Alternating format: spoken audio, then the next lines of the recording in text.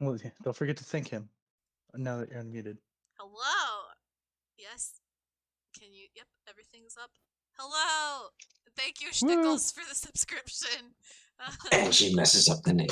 Schnickles. Schneckles. Schnickles. I like Schnickles better. Yeah, it's not. It's been used before, so I'll allow it. All right. Love it. Off to a great start. I'll take it away, Drew. I'll let you do the intro. Well, yes. Welcome everybody to episode 4 of our season 2 Creators of Aeonce D&D campaign. If you have not seen our previous 3 sessions, you can find them on Turtle's YouTube page. Definitely give those a look, check them out, so that you can catch up on the wild and crazy content that is Creators of Aeonce. Even though so far we've made it through a party and a briefing on the mission to come, And then shopping. did some shopping. We are 4 episodes in, so with that, so welcome everyone to Creators of Aeonce, where a group of us brave souls have collided in an effort to make something magical out of an ordinary Tuesday night. So I am Drew, the DM, joined with all of my lovely friends on Turtle's stream here to continue the campaign.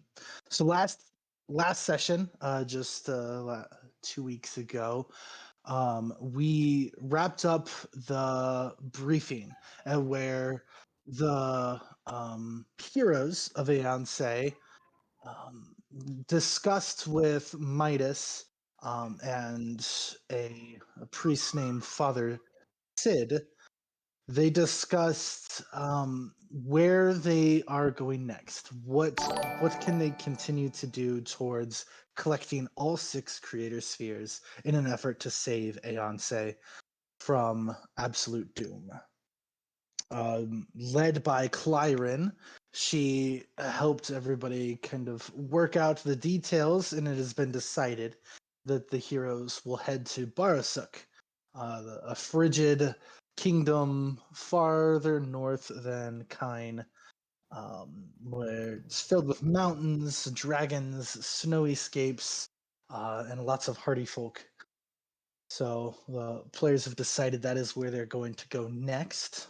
It is revealed to them that there is no quick way to the kingdom of Barasuk. However, Father Sid, being as perceptive as he is, recognizes that amongst them in the kingdom of Kine is one such person that does have a means of transportation. Another one of our players, Marcus Ruckford, is the son and I guess a partner in ownership of the Ruckford Trading Company, and he is visiting the Kingdom of Kine right now, accepting a mission from the Golden Lotus. They are right now working on taking over operations for the Lorong Trading Company. So Marcus is gated, a powerful spell used by Father Sid, pulled directly into the briefing unannounced and unexpectedly, and is being told the heroes of Aeonce are going to use his vessel to get to Barasuk in a much quicker way. A little bit of discussion, bartering occurs, and for a nice price, the heroes have now found their way, or found a way to Barasuk. After that, they are now working hard to prepare for whatever is to come in this mountain hellscape. So they did some shopping, and we left off there midday through a lot of shopping. They bought some alchemy supplies, they bought some boots. Castiel got his armor, Quintetta got a lot of her magic supplies. So we start today about midday, right after you guys just finished the shopping for all of your supplies in the alchemy shop. It's about this same time that you guys have all continued your shopping. After you parted ways and all went to the alchemy shop, Clyren, you did not join them. You had something else in mind, something else you wanted to do, and you wanted to do it alone, it would seem. So what were you up to while they were all in the alchemy shop? Well, I went to the Temple of Mana to hang out a bit because I was curious about it. I don't think I've ever been to this place before. Okay. So as I understand it, Clyren's not new to worshiping mana. That's not No, something new to her. But the no. kingdom of Kine being so big and extravagant, she's Yeah. definitely probably not been here, right? No. Well, you are in for a treat. Because here in Kine, the shrines are all in the order of chapels. So it's actually adjacent to the building where you were at during the briefing. Um, Nice. so the order of chapels, and here I will bring you guys back to this page. Doo-doo-doo. Yes. So palace. What's this? Here in the middle is the Hall of Heroes, and this here is the We don't see it shrine. on Twitch. Why would that be? It takes a while to update on Twitch. Oh, on Twitch. There's a little bit of a delay between what's actually happening and what everybody I sees. had to refresh too for some reason. My journals aren't Yep, loading. yep, yep. So here you have, and strangely, it is behind that. Let's just Big. bump that up. So, just a little image to get you here. So here in Kind, the shrines are all in the order of chapels. Since this is also the site for the Arc Temple to Yatuk, one of the 6 main creators, the gods of Aeonce. The other altars are in sub-buildings connected to the main cathedral. So the Gothic church style stands like a mountain against the streets of Kine. 8-story tall stained glass windows decorate the canvas, depicting the benevolence of each of the creators and the civilization the order brings to Aeonce. The Order of Chapels comes to 6 huge steeples that spread out evenly in a hexagon, and mounted at the apex of each peak is a different colored massive jewel. As you get closer, you can already hear a chorus of angelic voices, which seems to constantly resonate from the building. Although this building is under constant watch by the Justicars, and there is a heavy military presence near it, because they are also protecting here the Order of Cathedrals. It's also like the headquarters for the Order and the Justicars, but you also have the Kine Palace. So there's a lot of high profile and important things here. I mean, everywhere you look, there are just units of Justicars.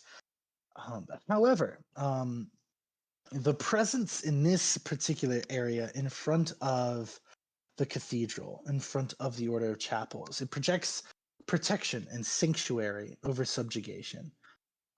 The priests and other members of the clergy are welcoming and actively seek to help those who come to the doors. You are met with many smiles and constant bowing from people performing the Creator's Prayer. Um, Okay. I uh, guess I shouldn't.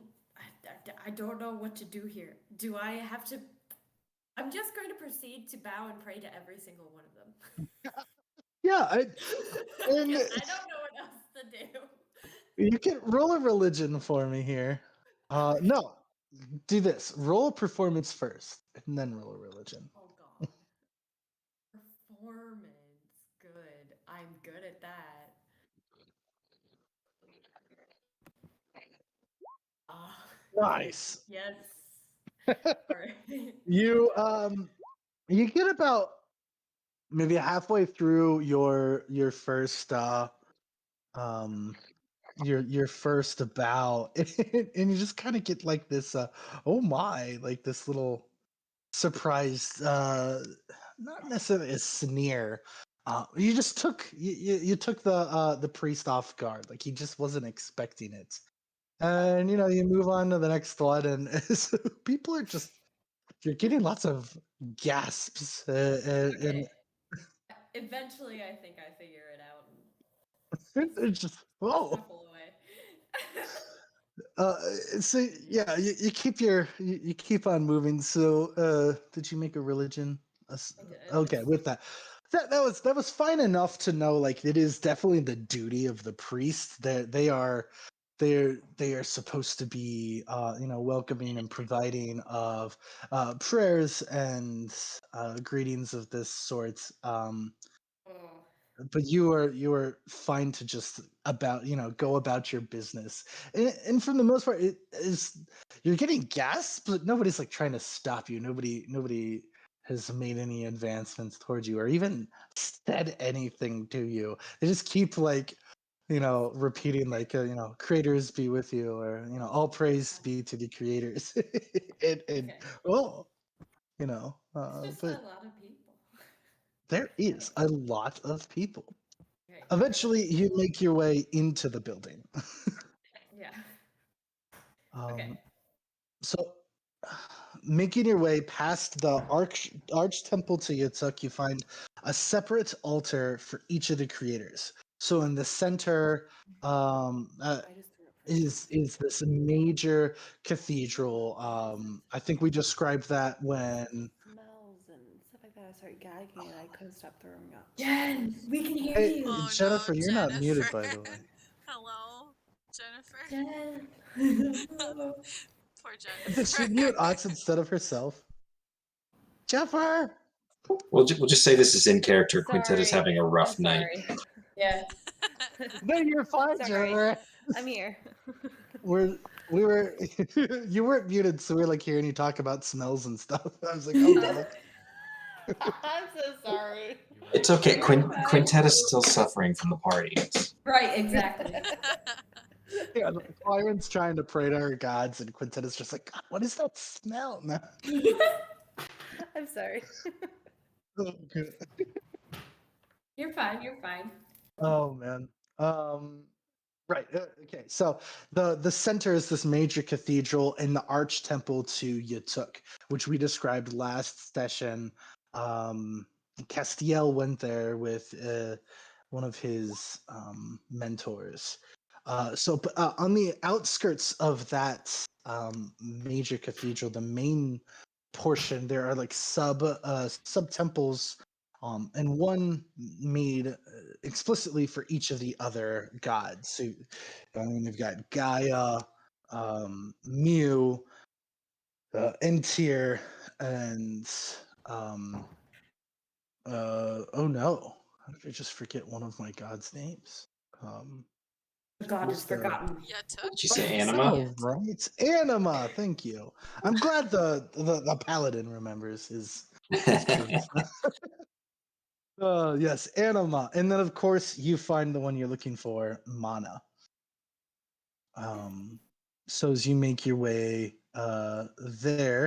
there's acolytes that are specifically and specially trained in the practice of each of these creators for worship, and one of you meets you at the door to Mana, and he opens it for you with a big smile, and he says, he's like this salmon-colored dragoon, and he bows deeply, and he says, "Welcome, child. May Mana's water bring you prosperity." As he bows, he opens the door. Opening the door to Mana's altar, you are hit with a bright light, and the room opens into an open courtyard and a trail of stepping stones that leads through a pond. Strangely, he opens the door to this room, and it's immediately just this courtyard. Along the edges there, you can see there are well cared for gardens of rare plants, flowers, and even the occasional animal. Each of them have been like carefully labeled and sectioned off like in a zoo. Across the stepping stones and actually laying up against the altar itself, just kind of resting in a beam of sunlight, there's this large walrus just kind of laying against there. And he arfs as you enter. He's like, "Arf?" And I'm all sort of surprised. I don't think I've ever seen a walrus in person. well, you lived in this area, in kind, so no, or not in No, kind, but I don't. you're. No. I don't think I've seen a walrus before. So very strange, big old blubbery guy, brown and little tufts of fur, kind of on the tops of him, and big old tusks, just kind of like looks a little docile to be a monster. I mean, you've seen Yeah. monsters before, and they're pretty aggressive. He's just kind of Yeah. like checks you out, watches as you standing there. Yeah. Okay. I'm just gonna walk past it. So as you begin to walk along the stepping stones, you begin to feel rain. There's actually its own rainfall inside just this one courtyard here. And as the Very rain cool. kind of hits you, and just this nice small mist, very faint rain, like an energy comes over you. As the rain hits your face, you feel energized and well rested, um, Ooh, almost nice. as if there's like a healing property to it. And eventually, you can make your way up to the altar itself. All around are large slabs, a stone um, up to the altar where lots of gifts and tributes and offerings to Mana have been set. Atop the slab is a crystal sculpture made to look like a fountain of water with a huge sculpted eye at the apex, at the top there. And the iris of that sculpted eye is made from a huge aquamarine gem. Um, Ooh. Very so, cool. approaching, you made it there. You definitely Yeah. feel a presence amongst you, with you in the space, other than just like the walrus has kind of been, Okay. flopping behind you. Do you do anything? Yeah, I guess I'm going to sort of do the creator's prayer, and I'm going to sort of like hold the pose for a moment while I sort of make a little prayer, and then I'm going to leave like uh, 10 gold in the offerings. Aeonce? Okay. Yeah. So you would know, praying to Mana, and a lot of people would do this. One thing in particular, Mana grants safe passage.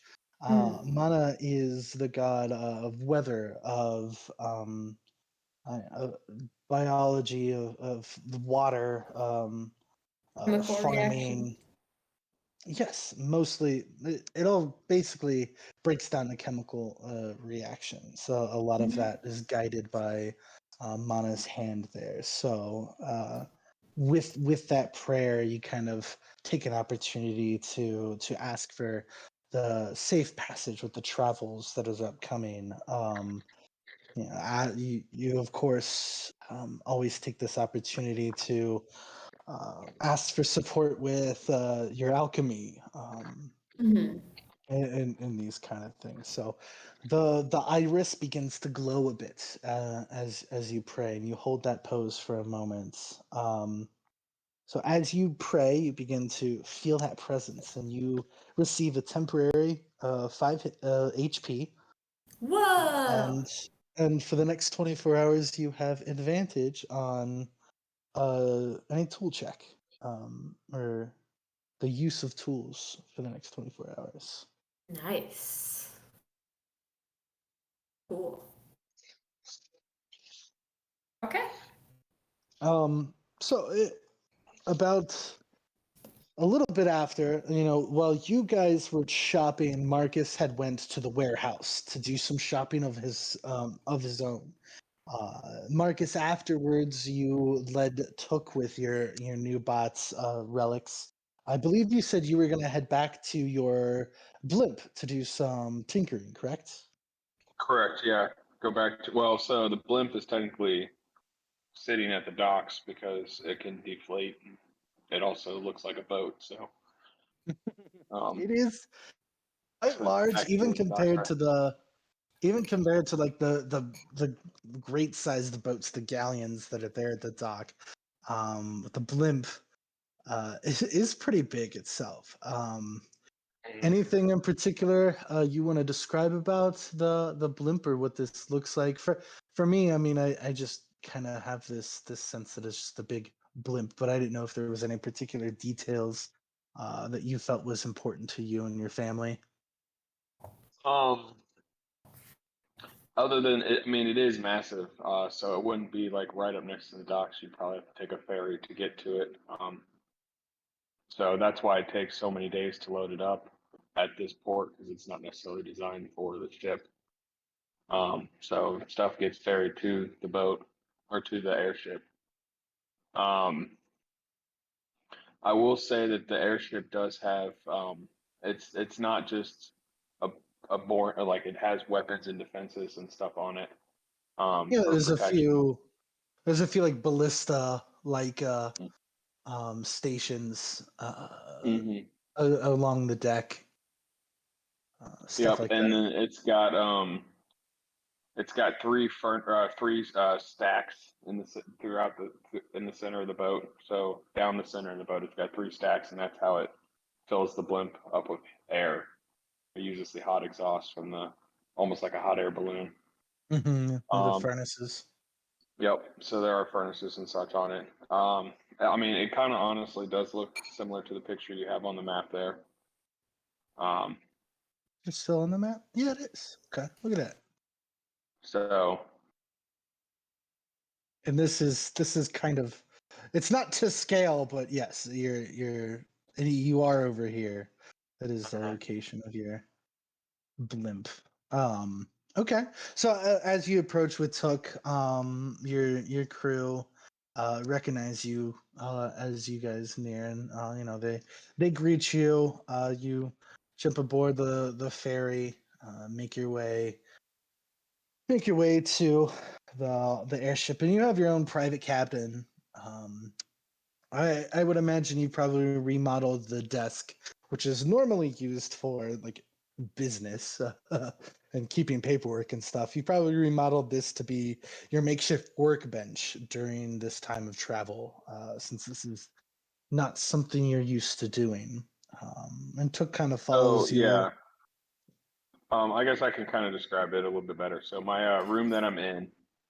Who's drawing on my character, by the way? Who gave me fairy wings and feet? I don't know what you're Liz's talking about. usually got great artwork, but All right, so yeah, my room is not your typical captain's quarters. Normally you'd see like a big lavish bed and stuff like that. I traded it out for a small, just cot almost in the corner. And like you said, the desk and is a giant tinkering desk with gears and all kinds of things all over the place. And then there's also a room for like Took to sit while he's resting. So it's very much I mean it's open for Took to move around and for me to work on him. There's a kind of like a crane system in the middle of the room too for me to help take parts off Took and stuff like that. so Give much more additional than depth. just a bedroom. I imagine you open up the door and it looks like a car Maintenance garage, shop. yeah, Yeah. maintenance shop instead of a bedroom. Uh, okay, Yeah. so you get in there and Took kind of knows the drill. He's all excited about the new the new pieces that you've picked up at the warehouse from Mr. Gainsley. So you want to give us a bit of what you're attempting to do here with these? Like you've just got these new pieces that you just So purchased and I would do your typical, get into the room, first lock the door, because I still keep things pretty private. Some of I forget the race of people. There are some of the what do the lizard men call it again? Spinors. Spinors. There are some Spinors on the ship, but I still try to keep things private because my mentor, told me that this is you need to keep this secret. There's not many that you should trust with this information. Okay. Um, So I'd lock the door. I'd throw everything off, like clear the desk, like just do that big swiping motion to clear the desk to set these things on. Turn on some of my lights and my magnifying glasses. I'd go scrounging through this pile of mess and look for a book that my master gave me of his knowledge and stuff that he had on the things, and I'd start comparing some of the runes on the new equipment with what I found in the book to try to start translating what I had and what it was and what functions it took. Do I need to do a check and a roll to So see? that is what we're working towards. So yeah, with you kind of getting to work, go ahead and we'll start off with and let me see. And let's do straight intelligence roll to start. Because you're kind of really looking over things. Okay, yeah. So with what you're looking at, this is definitely different models, and so it really takes you a while to kind of pour through the notes, and even then, like you can't tell if this has been damaged or maybe somebody's already tinkered a bit with the relics. It's not matching well with anything that your mentor left you with. It's definitely different in a lot of capacities. So as much of the studying that you've now worked on it, you're pretty sure you're not going to learn anything else until you start putting your hands on it. It So doesn't give you I'll much insight. experiment with it and start Okay, hooking up give electrodes and me stuff and seeing what I find. give me a Smith tool check. Oh my Let's see, god. where's that? Smith tool. What attribute am I using for this? Intelligence. Oh my god, who burned down your airship? Look at that. 23 and 23. I know. Oh, somebody remembers the brains.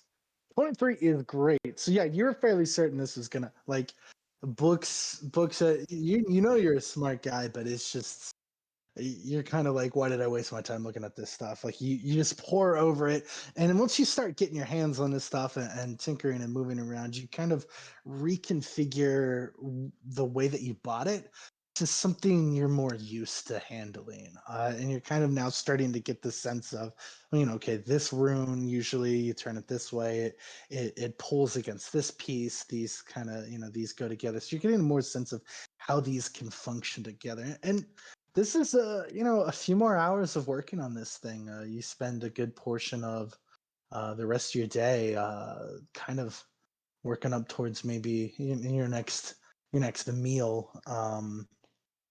So I don't know if your crew know when you kind of get into these modes, if somebody's supposed to bring you something or to just leave you left alone while you scour it. But you are in the zone, and you're working I would. hard. And it took My like monkey a would go maze. get me food.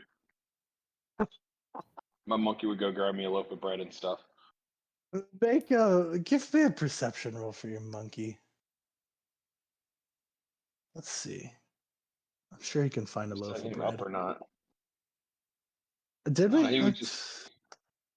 He would just. Yeah, I don't think he fully set him up. I don't know if we can do Did perception I or not. not? Let's see. Characters. Rockefeller. Monty. Monty. He has a full character sheet. So I see what you're saying. He's one of these character sheets. So I see what you're saying. So, in wisdom or intelligence? He's wisdom.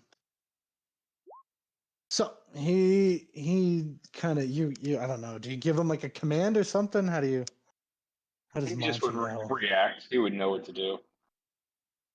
It like gets to be that time of day. He's like looks out and sees the sun's getting low, so he knows. Monty Well, runs and he'd hungry himself. he has a pretty good job of pulling together some some nuts, some berries, some bread, some oil or what and herbs to decorate the thing with. Brings you a lasting dinner, something to get you through. So you get to spend a lot of time working on these pieces, and you're feeling like you're getting somewhere with this. And in fact, you're fairly certain what you're looking at has definitely some applications of increasing Took's range, his reach, applicating these parts while you still don't know how exactly to attach it to him. You're getting the sense that if you were to use this with Took, he might be able to grab things from across the room, or help you pick things up that are further away. That he can really help you out with a lot of your day-to-day tasks using these parts here. Took's getting pretty excited about it too. So while he's doing all of that, the rest of you just exited your shops. I misspoke. So you went to the alchemy shop, and then you went to the famous magical boosts, where you danced around with a bunch of familiars and stuff like that. So you guys finished your shopping for the most part for the day. Well, not for the day, but at this point, and as you exit, I think everybody is together except for Client at this point. Well, and Marcus is tinkering. Is that correct? Is everybody else Mhm. coming out of the same store? Yep. That's what I thought. Hmm. So,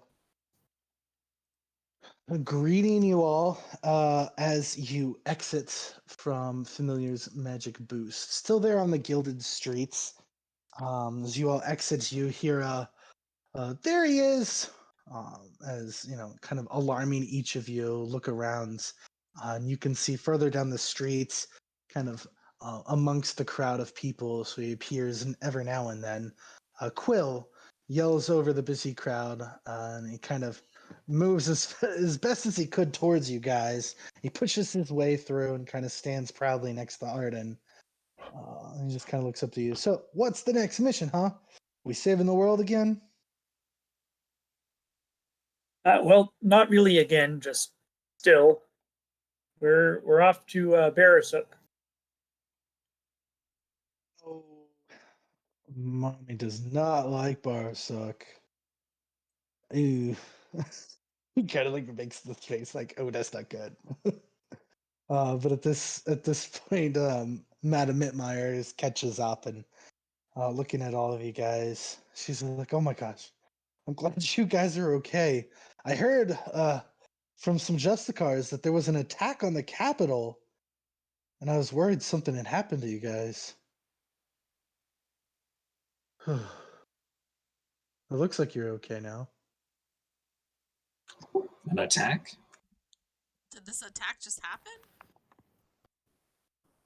I mean, it was a few hours ago. I've been looking for you ever since I heard about it. Oh no.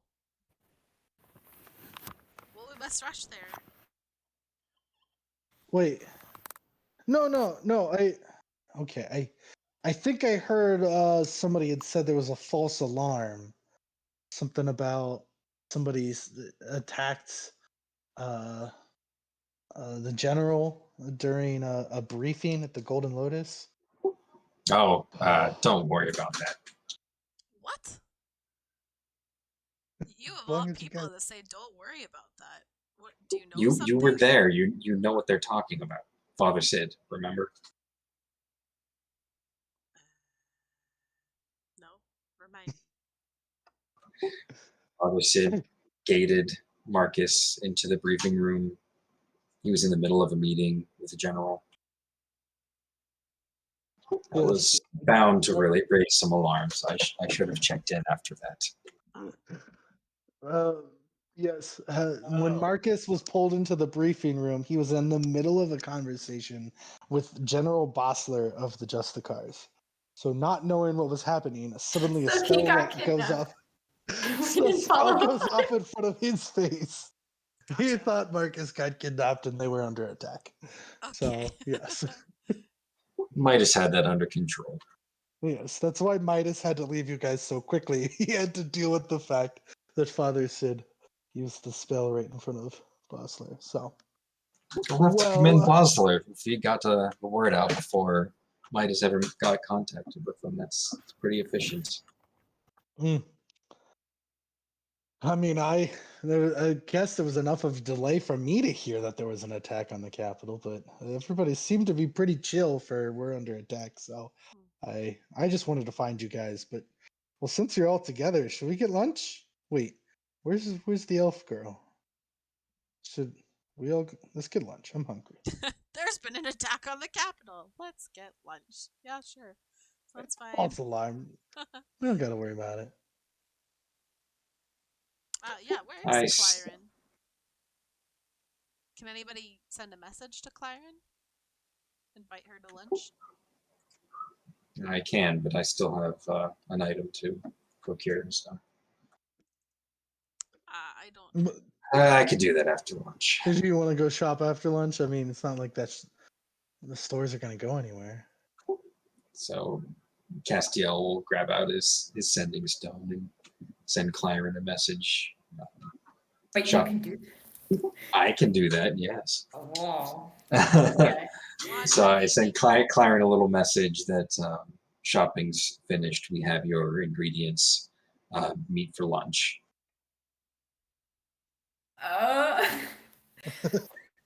Sort of caught me in the middle of praying. All right. I have one more thing I need to get, and I will meet you for lunch. Where is lunch? Nobody said yet. So Okay. at this point, yeah, Madame Midnight is looking around, and she points, and you guys will recognize the Pilgrim's Fortitude. It is like a nice convention center, if you will, of the Kingdom of Kind. So it's got a nice dining area. She says, "Let's go. We'll go eat there." I'm feeling like a nice meal after all the fun we had. So she'll treat you guys to lunch at the Pilgrim Fortitude. Cool. So are you going to use sending a second time to pass that along to Clyren, or No. What? All right. I wait. And Um, I wait. Very patiently. Can anybody tell Clyren where to go? I don't have sending or message or nothing.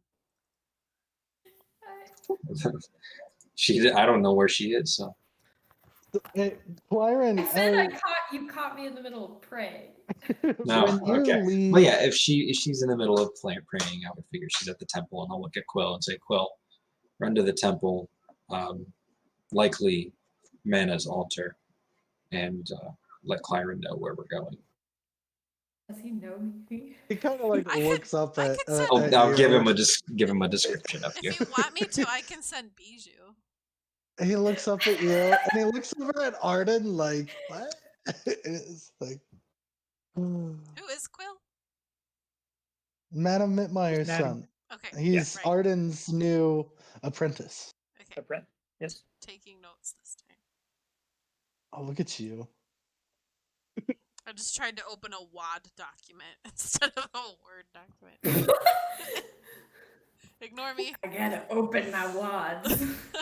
Oh my Sucks God. so bad. Castiel gives a big sigh, pulls out a gold coin, and flips it at Quill. Okay. He scampers off. And Madame Mitmeyer's like, "Oh yeah, I guess that's economical, right? So she takes you, she leads you guys to the Pilgrim's Fortitude, and without too much effort, Clyren, by the time you finish with your prayers, since you went to pray at the same time they did these stores. Oh no! After he sent the message, I was just standing there staring and waiting for another message. yeah, you just so been like I look like an idiot. staring. Oh my gosh, it's great. So, ironically, the Pilgrim's Fortitude is literally across the street from the Order of Chapels. And with your freaking 22 or 23 perception. Yeah, 22. passive. There is no way you do not see them walking down Gilded Street and headed into the Pilgrim's Fortitude. Okay. But before you could do anything about that, this little kid comes like, "Are you an elf?" I cast invisibility. Where'd she go? Quill's just like, "Hey, lady, where?" Head once he's like, I run away. No. Little kids are he scary. doesn't know that because you're invisible, so he's still kind of standing there, like, "Hello." Oh no, now I feel like I'm seeing myself in him. Yeah, you replaced what you did with him, and now he's stuck there staring and doing nothing. Oh no. He's just kind of like shrugs, like, "Well, I got my gold coin." He heads back. Okay, good. I'm going to go continue shopping for things. And I can just shop for the stuff that doesn't need any role playing or anything. That's fine. Yeah. I can do the So other thing later. you're just kind of hitting off, and you had quite a shopping list, so it will take you a bit of time to get most of those other things. And kind of as you're going down the list and seeing how many things cost, I'm sure that'll leave you with, whether or not you can make other purchases or not. So I think the one thing that I wanted to change, I wanted to, instead of 150 gold for those crystals, I was going to pay for 300. okay, yeah, I mean that's no problem. The shoppers, like, we don't get a lot of people who buy those, so Right. have at it. Yeah, that's an interesting thing. Okay. So, I will do my math. yeah, no problem there. So the rest of you all get to lunch. You were treated to a hot meal, which pretty much at this point, lunch, your options are a chicken stir fry or a a fresh kind of gourmet salad. Um, you've got those options. Uh, some fun drink and stuff. It's a nice atmosphere.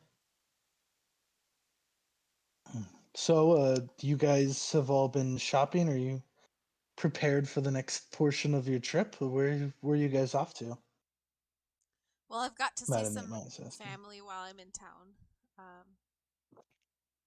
But I think Marcus told us we have just a few days before he wants to leave, so yeah. Well, that's nice. So you will be staying a few days? I hope to, if everybody else is all right with that. We don't have much choice in the matter. Besides, a few days off would probably be a good thing. Agreed. I bet you could use that. All of you could. Yeah, I know. A Um, few days off to Castiel must feel like a lifetime. you say that out loud. Yeah, Oh, okay. why not? Castiel just turns and stares at you. Like, because you are stuck in the time loop and haven't had time off for a while, is all I'm saying. Yes, some days a day does feel like a lifetime. He okay. Nairobi I mean, as notes far as the breaks, daggers in that conversation. as far as breaks go, you guys did have a month's worth of flying from Beijing to the Kingdom of Kind. So there has been downtime, but this is more of like you get to do something other than the mission. So that has been nice. With the shopping and the party and stuff like that. Nobody's tried to kill you yet. That's been a first. Seeing Yet. family you thought you'd never get to see again in your life, yeah. Yeah. So, did you have anything to say there, Quintetta, or anything to add? Thoughts of what you still need to do in kind since you have a few days? Yeah, so probably when she got invited to lunch, she probably wanted to refuse, but since Madame Mittmeyer was there, who was donating a lot of money to the to the little kid academy. She of course politely goes, "Okay, I guess I'll come." So she's just kind of sitting there like shoveling food in. Doesn't really seem like she really wants to have, I don't know, like cover like chit chat, like I don't know, like not like in deep conversations. So she's just kind of quickly eating her food, but still trying to just be polite because Madame Mitmeyer is there. So that's the only reason why she came. Um, Probably after this, I will go and stop and see my school, just to make sure that everything is good and talk about Madame Mitmeyer and her donation. Do you need me to come along? Is there something I need to know about this, or? Oh, yeah, if you want to come, yeah, please do. Please come. I would love to introduce, you and everything into the program, and that would be wonderful if we can go do this after lunch. I'd What be school delighted. is this? So there's a lot of kids, human kids, down here that live with us, um, that most of their futures is only to be servants. No, I'm not trying to be a fence or anything, but servants. And I started at Castiel looks a little school. confused at you saying it would be an offense. he still he still doesn't even know that okay. I'll say that out No, loud. he's just used I to just kind having of servants, so he doesn't think it's a bad thing. Or offensive. Yeah. she right Quintetta looks over, glances and sees, and she just keeps talking. So anyway, so these kids, I give them other options for their futures, especially some of these kids who have magical abilities. There's so much more to offer than just to serve others. There's other things that they can do in life. For example, me, no one believed I was going to be anything until Terracus came along, who saw my my abilities and that I could be something more than just a servant. And she just kind of ends it by Isn't like looking at Castiel. And the Order's always looking for capable bodies. I think it's just so wonderful. It is, and you'll love the kids at the Hero Academy. They are, or not the Hero Academy. Hold on, what's my school called? What did we call it last time? What? Oh God! We had an Did we acronym call it a for it. thing? Yeah, we had an acronym for it last session. Oh I can't remember what it no! I was. don't remember either. Oh, it was the YMCA. It was Oh, like that's Oh yeah. young, young magical casters. kids. Oh yeah, Okay. young magical Yeah. casting adolescents. Association. Yeah, so Young and okay. adolescent is kind of redundant. Yeah. Yeah. Young adolescents. So I say, yeah, you'll love it at the. I feel silly saying the YMCA. It's such a great academy, and I can't wait to show you around. Yes, I'd love to see, and I think I have a few kiddos of my own that I've taken in that could probably benefit from something of this nature. So, Oh, more than welcome to come and join. I'm very excited to also show them around too. and yes, as you said, Castiella, a few of these young ones I know are not magically capable, so maybe the Justicars would be more fitting. They just got to keep them from being idle hands, or all kinds of messes will erupt. Yes, of course. Oh, so while everybody continues to eat, unless did anybody else have anything to say to anybody while you're all sitting down eating? No, just that Like I should like to see the YMCA also if if I can get a chance to meet with my family first. That is. You wanting to hang out with the village people? Sounds like So- it's fun to stay at the YMCA. Yeah, Time- I oh look my at you like, what? So Naomi, at this point, you would know there's kind of a time scale of, not everything has to happen today. You've got Yeah. more than today. So if they're gonna do this after lunch, there's always tomorrow to meet with your Oh. family. It doesn't I sound like thought there's I gonna had be already enough told my time. uncle I was gonna meet with him today, but as long as he's okay, doesn't matter. I can send Speaking Carrie or Bijou over there to give him a letter.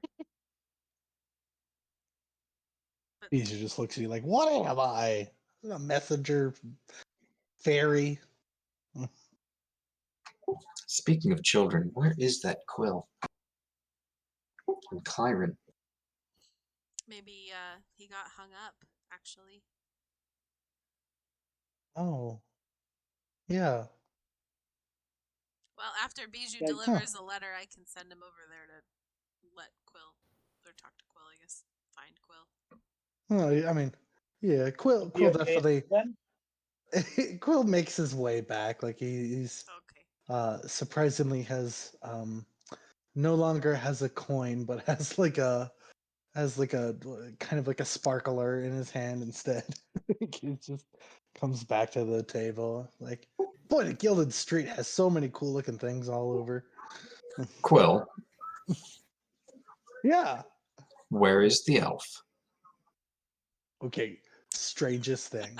I asked this lady if she was an elf, and then she disappeared. So I don't know if that's a yes or a no, but nobody else said yes. Maybe so. she wasn't an alpha, was actually just a ghost. But no, Clyron is a little Well- shy. I'm sure it wasn't anything you did, Quill. Okay, as long as it wasn't a ghost. No, I'm sorry. I was just joking. Under his breath, that sounds like good to see what a gold buys these days.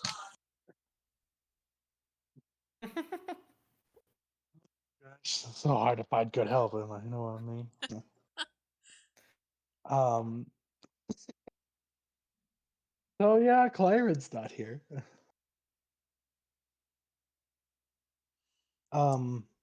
So while you guys are finishing up eating, Arda and Madame Mitmai will kind of tap on your shoulder, and she'll kind of ask to if she can talk to you on the side. Do you Yeah. mind if we... Yeah, sure. I'll get up and follow her. And you get the sense, like, while you're stepping just a little bit out to the side, away from the tables, kind of a bit like in a hall space or whatnot. There's definitely a troubled atmosphere around her. Just a sigh and kind of nervous look, or definitely is not making eye contact. Well, since you are still in Kine, I heard you're going to be here for a few days. Do you mind helping me with something? I think I'm going to stay in Kine. It's probably the safest place for me. And well, as you can imagine, I still have some skeletons in this city. Not that I can escape it anywhere in Aeonce, and at least not until you can deal with Sweet Tooth. But I think I'll sit easier knowing if you could help me fix something. Yeah, sure, of course. What is it? What do you need? Well, there's this place, called the Cellar Door. It's a fighting ring off the manufacturing district. From my time in the Shadow Cirque, we blew off steam after doing jobs in the city. Sweet Tooth ran the place before he moved his operations to Barosuk. I'm sure the Justicars are going to hit it soon, now that they've declared war on the Dark Hand. And I know Sweet Tooth would never join the Dark Hand, but I'm not so sure the grunts are that exclusive. Sweet Tooth won't hang out with Calypso. What did Yeah. you just say? Yes.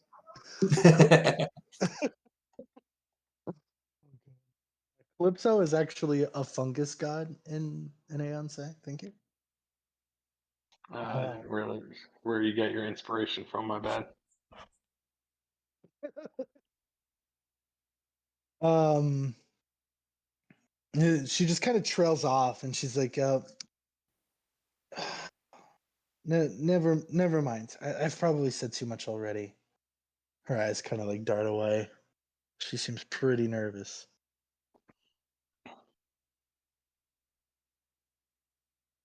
No, I can help. What is it? The fighting ring.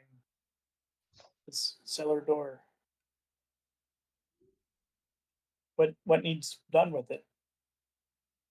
Hey, I'm sorry. I don't want to implicate you.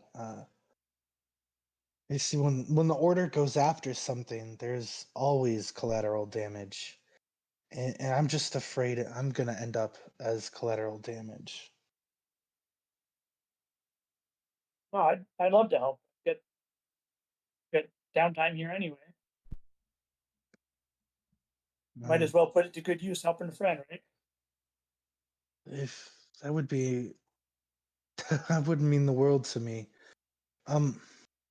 So the cellar door, it has evidence of my involvement with the Shadow Cirque. It's like I said, that never had anything to do with the Dark Hand. This was at least 10 years ago. But I don't know if the Order would see it the same way. She kind of looks back at Quill over at the table and then to you. I don't want to end up like the Shadow Cirque, or I don't want him to end up like the Shadow Cirque orphans after Hasaka. No, I understand. I've But, been paying for my mistakes all my youth, and I don't think there's anywhere I can run anymore. Will you go to the cellar door for me and destroy the evidence? yeah. What when you say evidence, what all does that entail? I'm not like burning down the building, right? It's not like that. This is an underground. It's probably you could no. There is a few. There's an office underneath the fighting pits that should probably have a few documents with my names on them. A few manifestos, or not manifestos, manifests, um, a few business deals, certain certificates, and definitely a lot of posters. Maybe even a painting or two. It would just feel a lot better if that didn't exist. At least at that point, it's just my word against anybody else who turns up being affiliated with the Dark Hand. Right. Um, Yeah, I'll see what I can do. Is this this may, do I have go to ahead. is this like keep this under wraps, or can I ask some of my friends here for I would definitely get their help. all right. I really want to clear my name before before anybody there gets any bad ideas, or some of this turns up with my name on it. I don't know if you guys want to disguise yourselves, or so this is probably what you'll have to do. Biran and Yankee, they're the ringleaders there, and they will have this office. It's probably going to be well guarded and trapped. But if you can get into their office, get into the desks, and take all that stuff and just destroy it, that should do it. It would also be like a painting on the wall, probably. I doubt they'd take that down. Her voice kind of trails off a bit. Arden, I don't know how to begin to explain. This was all so long ago. Please just destroy the documents. I urge you, do not look into them. Do not read them. All right. No, I won't. Thank you. Take care of them. So with that, she'll kind of put on a pretty good fake smile, which she is very good at faking, and she'll head back to the table Not to even kind gonna of finish up the insight rest of check her lunch. for not wanting you to look at the documents. Am I there? No. I trust her. Okay. She's only backstabbed us once. And that That wasn't was me, technically right? her. So Yeah. maybe this isn't really her again. I don't know. Whoa! I don't know how many times I can fake a Madam Mittmeyer at you guys. That would be pretty mean to do with Madam Fake Meyer. Every arc from now on. Yeah, more like Madam Fake Meyer. Oh my god. Who did you sleep with last night, Arden? Oh my gosh. Oh. I really hope it wasn't another dude that's posing as Mittmeyer. Ravine Yeah. all Oh over again. no. So you guys head back, and she kind of gives you another smile, Arden, and she kind of says to you again while you guys are there. She's like, "You probably shouldn't talk about it here, but tonight I can tell you where it is. The place is only open at night, and it's a little unorthodox and a little on the illegal side. So Sounds up my alley. while they were off talking, I'm just scanning around, seeing if I can spot Claren. in the the Pilgrim's Fortitude, yeah. You No, can do that. outside. Oh, did you like walk outside to look? No, the door closed or open. I figured in a place like this, door would be open, but So this is definitely not like a window or at the window kind of. This is like a convention center. So you're probably like maybe More like at the third or wall. fourth floor. Yeah, it might be balcony windows and stuff, but you're not going to be able to just like look for somebody. You might have to like actively get out there and look like a brooding Batman over the edge of the building. all right. Well, Our big I'll go take. sparkle boy. If there's a balcony, I'll go take a quick look out while they're off talking. Yeah, you just kind of look like you're getting some fresh air for a moment or whatnot. Definitely not the only person out there. So yeah, give me just a little perception as you're standing out Nice. there. City streets are busy. They're very busy. And Clarence's kind of small, so she doesn't stand out. Nothing really stands out very And well. cool.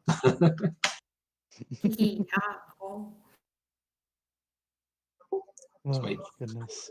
After I get back to the table and hear what Meyer says, wait, illegal? What's going on? No. Arden will fill you in. It's okay, Castiel. It's okay. I'll give him like a little. Give a slow nod and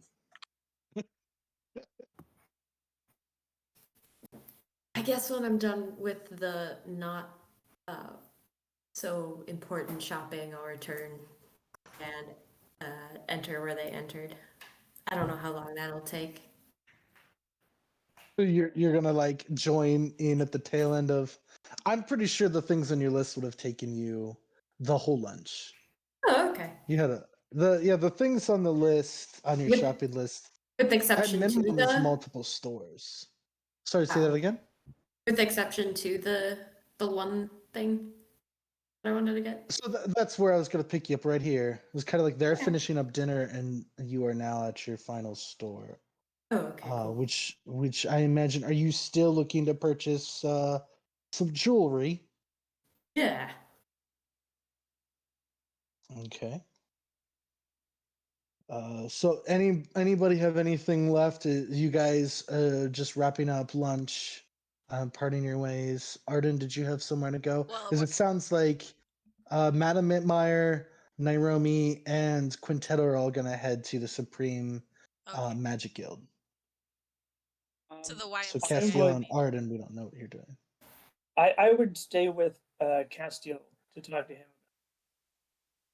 Okay. So you want to speak And to me Nairo- separately then? Yes. Okay, then I'll stay behind with Arden. And so, Nairomi, you mentioned you wanted to talk to. Do you not want to go to the Supreme Pyridium Magic Guild now? Instead, you wanted to go to your uncle, or No, I'll go to the stream. what is your plan after lunch? Maybe I can have dinner with my uncle and just stop by to see the YMCA first. I don't know. If In the there's time. village, people. Yeah, beer being Oh, fast. from the conversations at lunch, you kind of get the sense it hasn't started yet. So if you don't go with Quintetta and Madame Mitmeyer now, there will be nothing for you to see. Yeah, I'm gonna go with them now, but I hope that I could still like meet with my family for dinner. Is there gonna be enough time for that? Yeah. They're gonna be, they're gonna stay in kind for the next week. Yeah, but I also know Um, that the war is coming, and so time is probably of the essence. You mean like the Dark Hand War, or What, Drew? which war are you pertaining to? The Loftus War? Yeah, that's my Oh, family.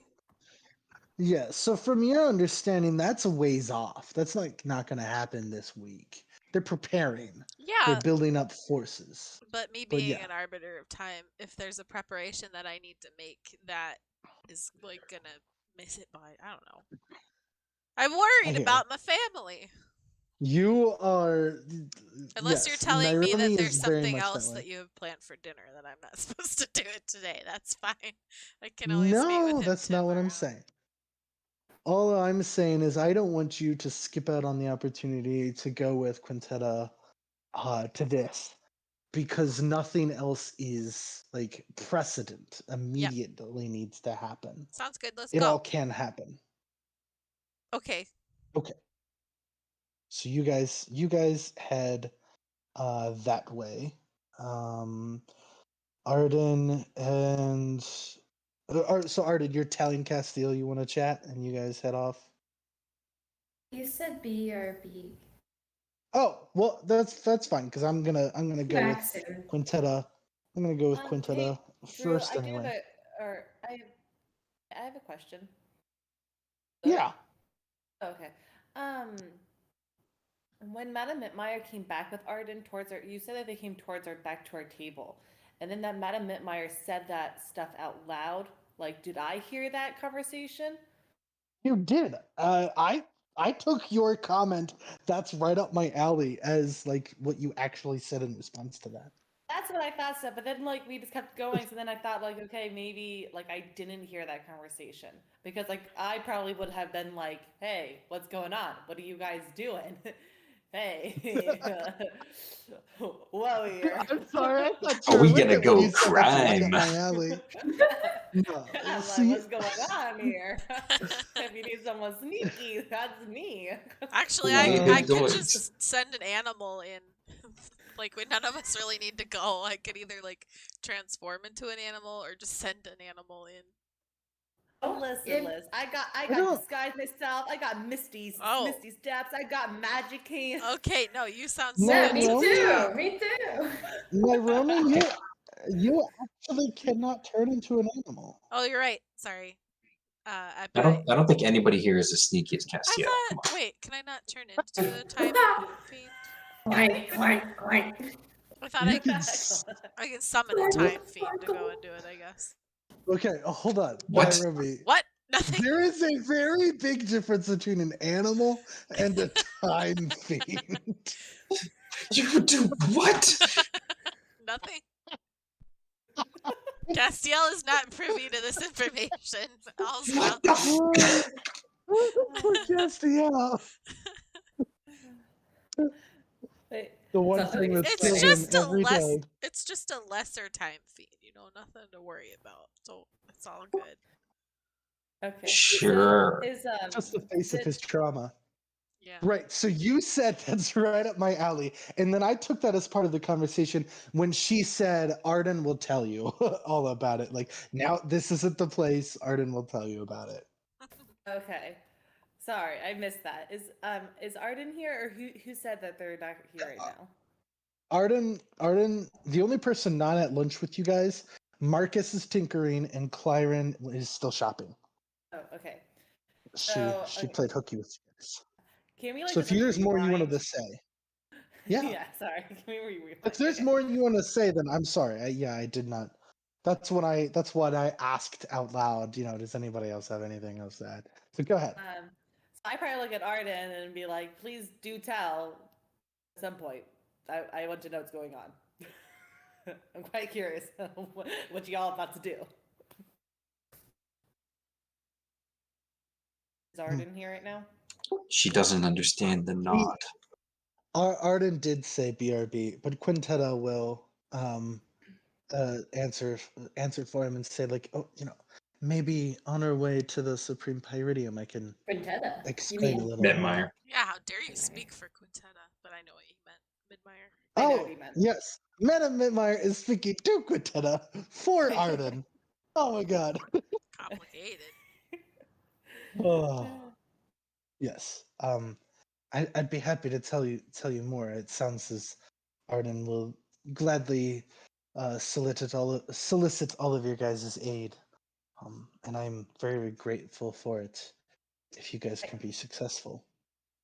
If there's anything I can do to help you, you have done so much for me and in the academy. I'm more than willing to help you with anything.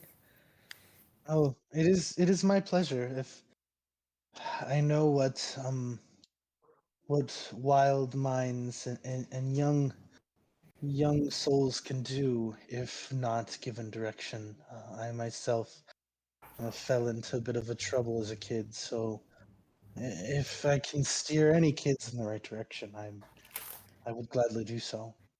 I come. That sounds very similar to my past, so I am completely understand, and that is my goal for these kids.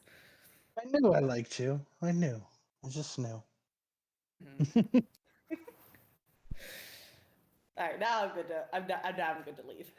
All right. So the three of you, Nairumi, Quintetta, and Madame Mittmeyer, make your guys' way to the Supreme Pyridium. Yeah. Da-da-da-da-da. That's the music of you guys walking, by the way. Oh, I thought it would sound more like YMCA.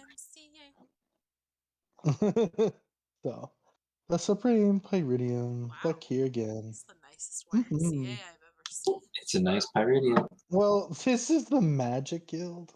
I don't know. So, I would like to destroy it. oh my god, What? Marcus, are you okay?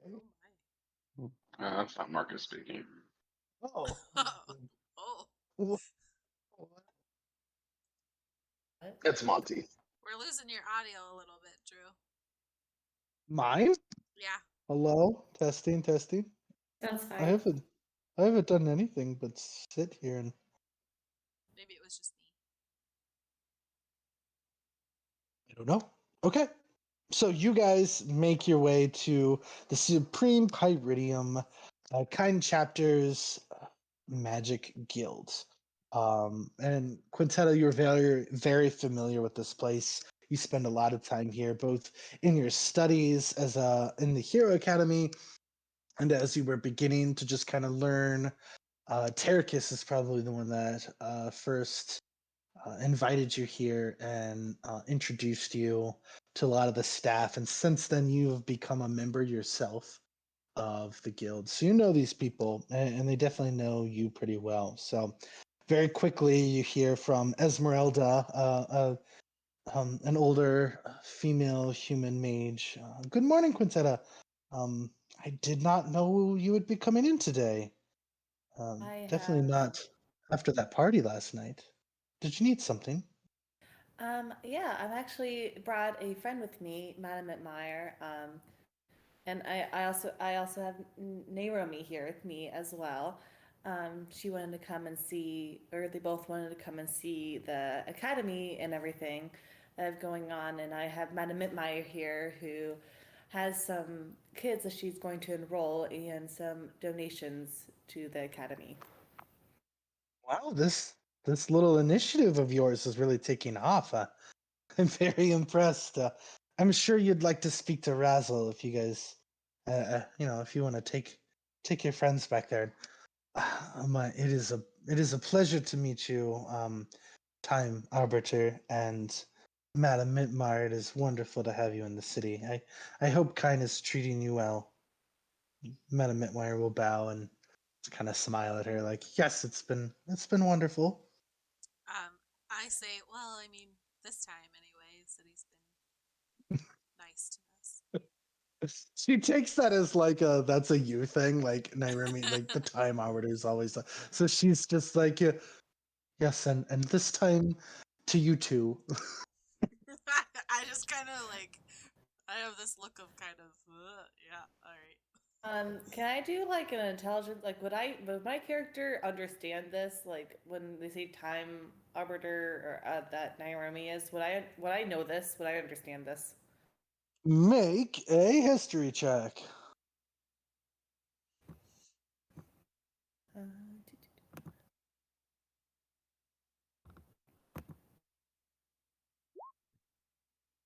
Nice job. So, the Time Arbiter, hearing that, you would know from certain books and certain important moments in time, there has always been what they call an emissary to Mu.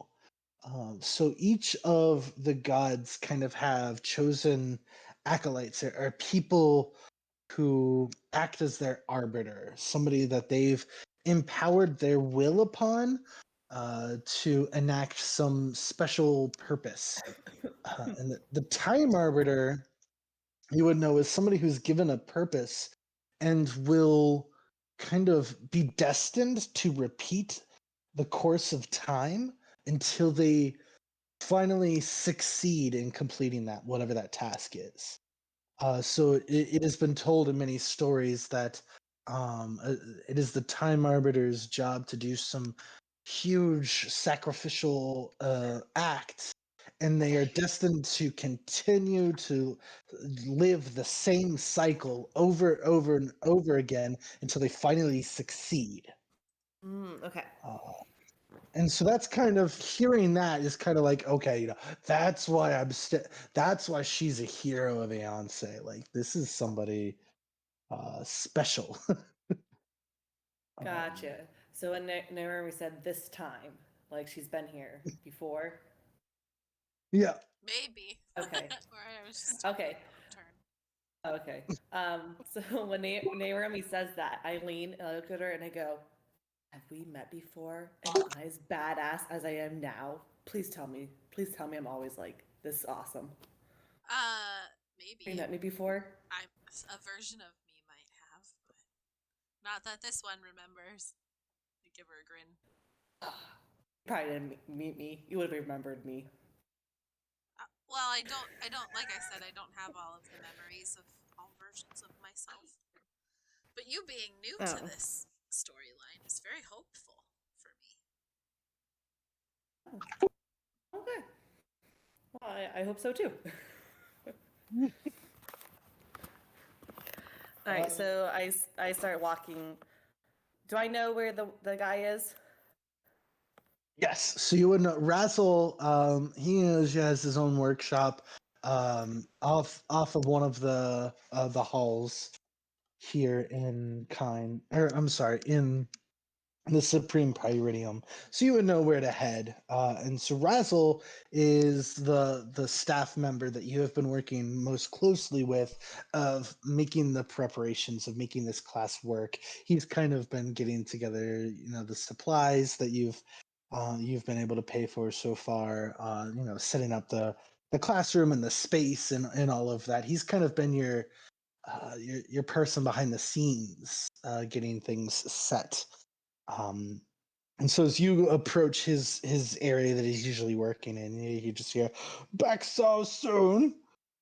Do you not trust me, Quintetta? I told you I'd have everything set up for your classes. You're I like think a if I'm young the only Midas person. teaching all these little ones." What? Midas. So Oh, Razzle yes. says this. Well, he's slowly floating towards you on a bed of pinkish crystals. So this doesn't surprise you, but this definitely surprises Madame Mitmeyer.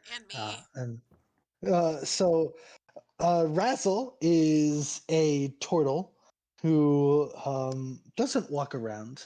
He floats around on like a little bed, kind of like the open end of a geode, is filled with pinkish crystals. His voice kind of echoes a bit because right now he is inside of his large soft shell. Do you have a picture for him? The back of the shell kind of swirls with blue and purple light. It dances across him, and his head kind of very slowly pokes out as he gets floats kind of near you guys. What is it? Why did you come in today? Well, first of all, you're the only person I would ever trust with all of this.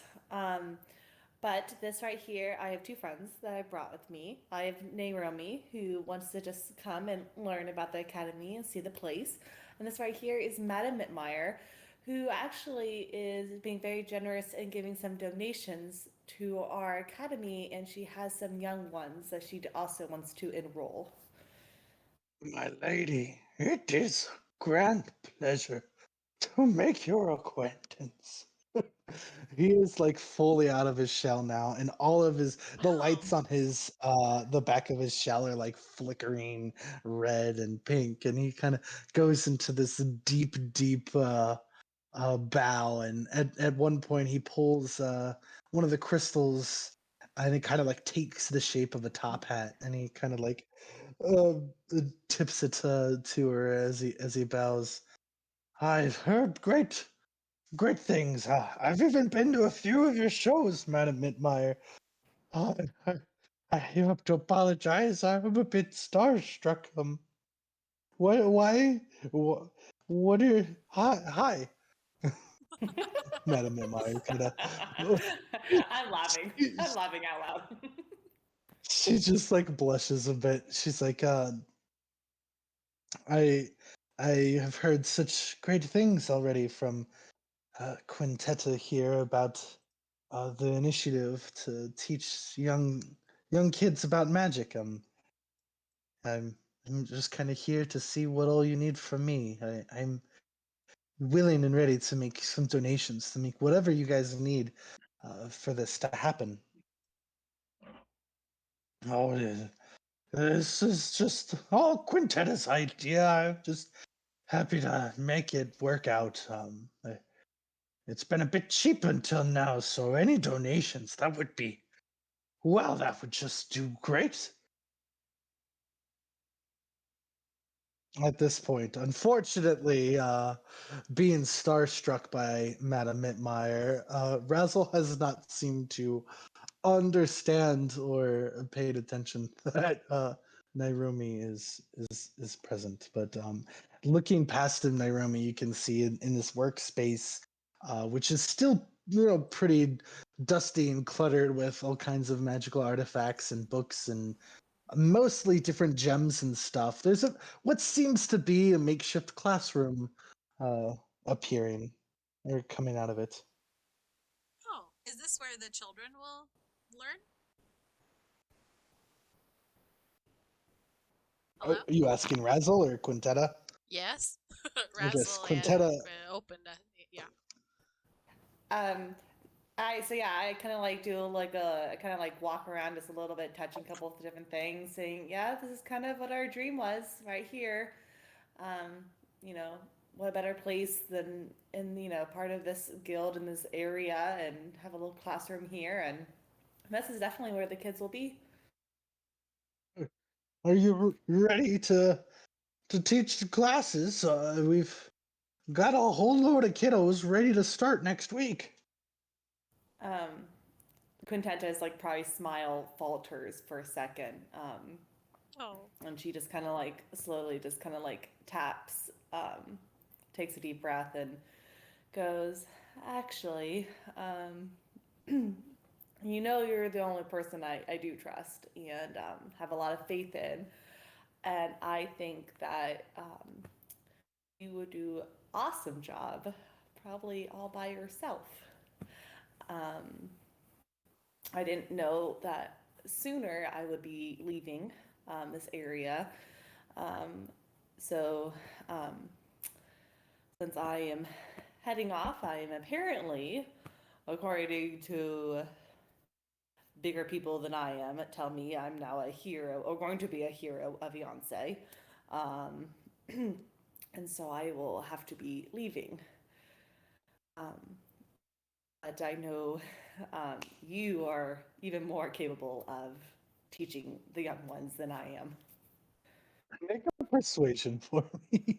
Oh gosh.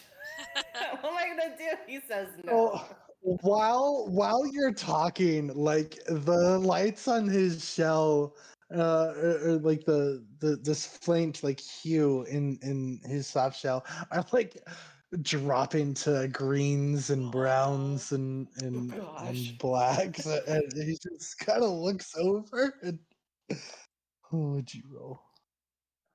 Oh, you haven't rolled yet. All right, there you go. Oh, okay. My persuasion's good. I'm So good. he's just like you're what? What for? You need me to do what? his, his his fuzzy little he's got like this brow is just kind of like furrows and is just kind of looking over to you and said, Quintetta, I'm no teacher like you.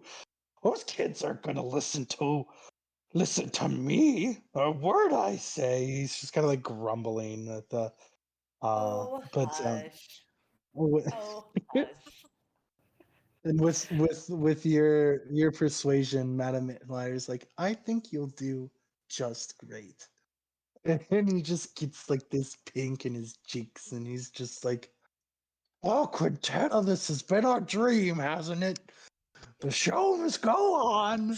Yes, and I bet you Madam Mitmeyer probably will come and visit you because she definitely wants to check on her young ones. So I think this is the perfect role for you.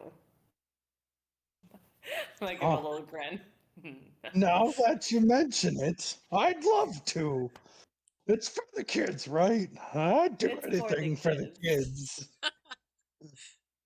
It's for the Uh, kids.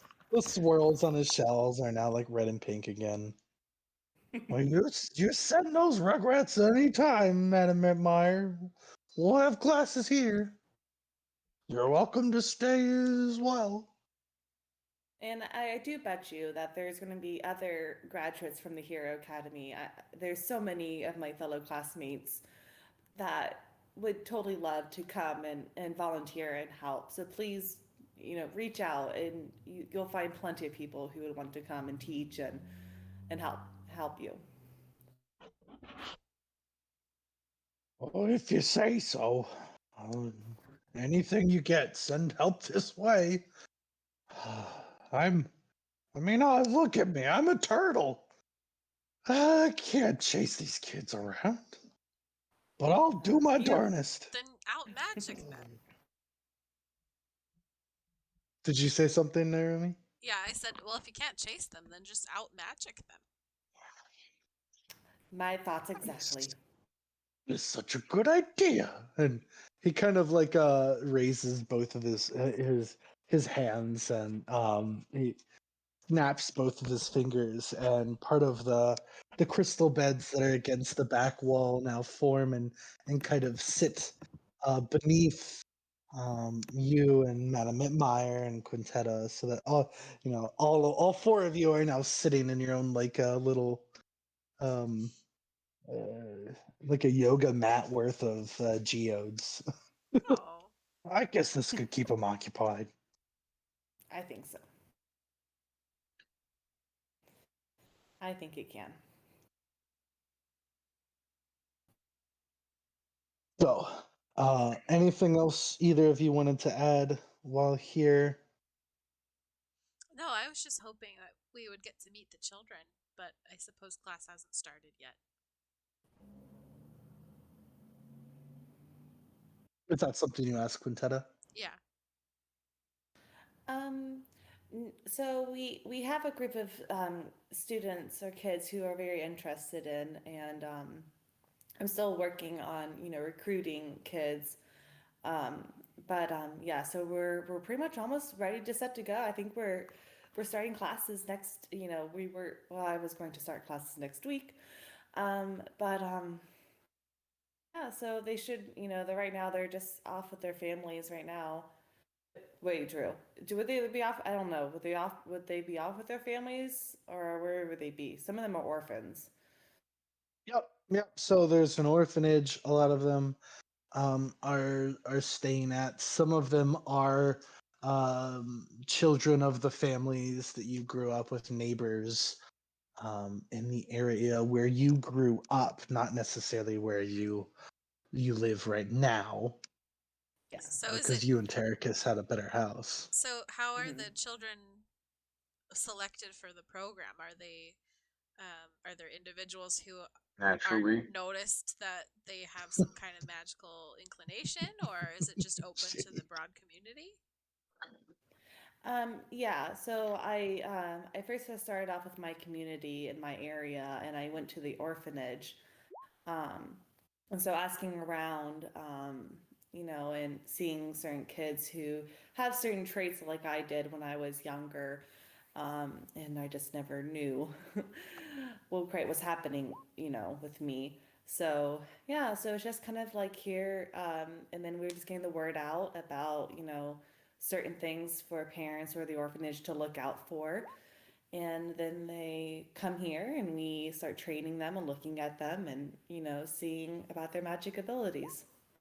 Oh, very neat. I'm glad that they have a program like this. Yes, I definitely think it's going to give some kids some brighter futures. Well, thank you very much for taking me to show me what you're working on. No problem. Yes, it was very nice. It was a pleasure meeting you, Razzle. I hope to be working closely with you. Oh, all right. Well, so the three of you break till whatever happens next, but I'm going to Well, go ahead and jump over wait, to Clyron. Well, What? if we're okay, so as we're Go leaving, ahead. because I didn't want to say this in front of Razzle, I'll turn to Quintetta and say, this kind of program is needed all over the world, not just here in Kine. And I didn't want to say anything in front of Razzle just in case it frazzled him. But, this could really scale up quite quickly, I would think. I hope so. I hope to hear some things in a couple months from now about it. And in the future, I hope that people are inspired to carry it on. I hope it does. All right, that's all I wanted to say. You can carry on now. And with that, Madam Mitmeyer will kind of pass along very vaguely, like about the cellar door, an illegal fighting pit run by the Shadow Cirque. Arden kind of has a stake in it, and she's worried that some information that's being stored there could get her in trouble. So Arden has agreed, and she hopes that you guys will help Arden erasing, some of the incriminating stuff, because she's turned it around and is trying to do all this good. She just kind of passes that along to you guys. Okay. Yeah. So, Clyren, after finishing a lot more of your shopping and not becoming not invisible, you Yeah. done quite a bit of shopping. You've made your way now to your final bit of I think, yeah, this is your final bit of shopping, right? Mm-hmm. To the Royal Rings Jewelry Shop. This is a pretty nice place. The building always has a set of kind guards standing just outside. It's a tall store, nice stone masonry building, large wide arches and clear glass windows between each pillar. From the outside, you can see a long wall of glass that showcases all kinds of beautiful pieces of jewelry and artwork, and mostly some pretty rare magical items. Okay. Guards don't pay you any mind; they let you enter through a revolving door, and when you do, you are met by a tall female celestial woman wearing a tight golden dress. Her wings are tucked up nicely behind her and have multiple piercings along the arms of the wings. Lots of jewelry on her, Oh, and she kind of approaches. hello. Uh, oh, ew. Are you sure you're in the right place? Kind of I, takes a double take at you, I, and I'm just looking for something in particular. Um, is I, that so? She kind I, of takes a full step back from you. yeah. What you looking for? It's called a ring of evasion. Oh, that seems fitting. You're. I'm sorry, I'm gonna be blunt. You're an elf, right? Beiji is Mm. quite far away. Shouldn't you Oh, be hiding or something? hiding? Oh, oh, no. Uh, Yeah, this is awkward. The Ring of Evasion, that's gonna quite cost quite a bit of gold. You wouldn't happen to have 5,000 gold, would you? I do, yes. Interesting. Where would somebody like you come across 5,000 gold? Um, I I worked for it, and I happen to uh, be a part of a rather long lineage of high elves. So, And you notice as you are talking, she has stepped back behind her counter at this point, and mhm. both kind guards have entered the store behind you. Oh, oh, Um, so with your little sentence there, I'm gonna let you roll a persuasion. persuasion. Oh no, not Clyron.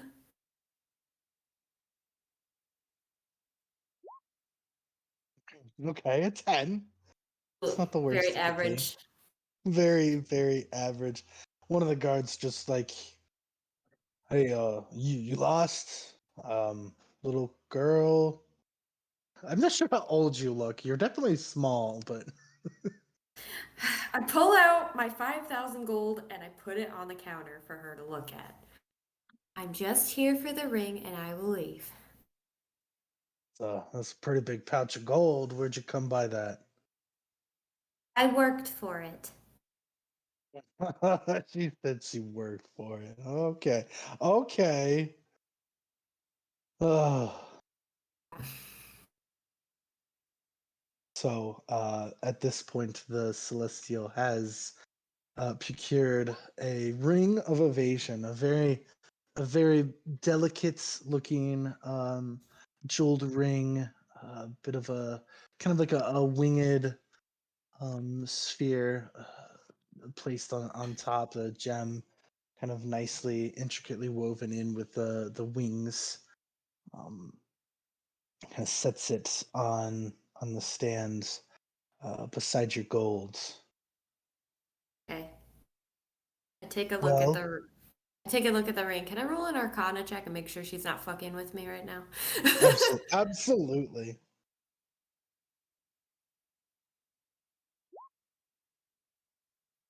Yes, you are fairly certain this is a ring Damn. of evasion.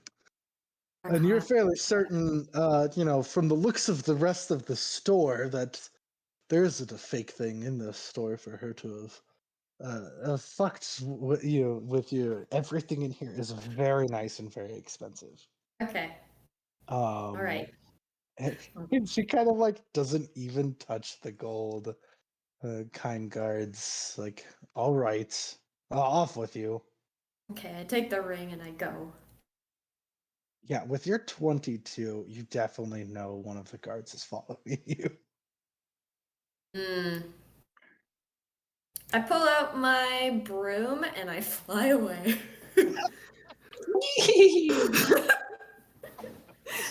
Just a big ol' yeet. I go, bye! As I leave.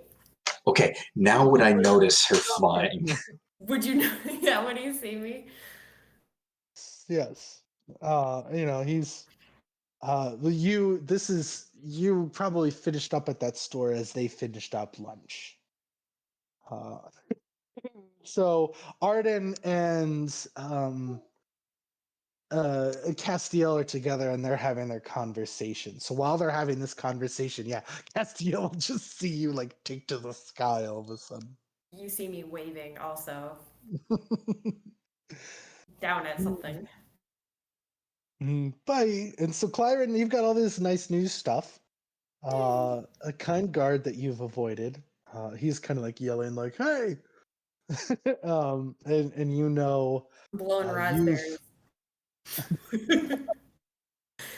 so the rest of everybody asked you to go to lunch with them, or at least told you they were going to get lunch.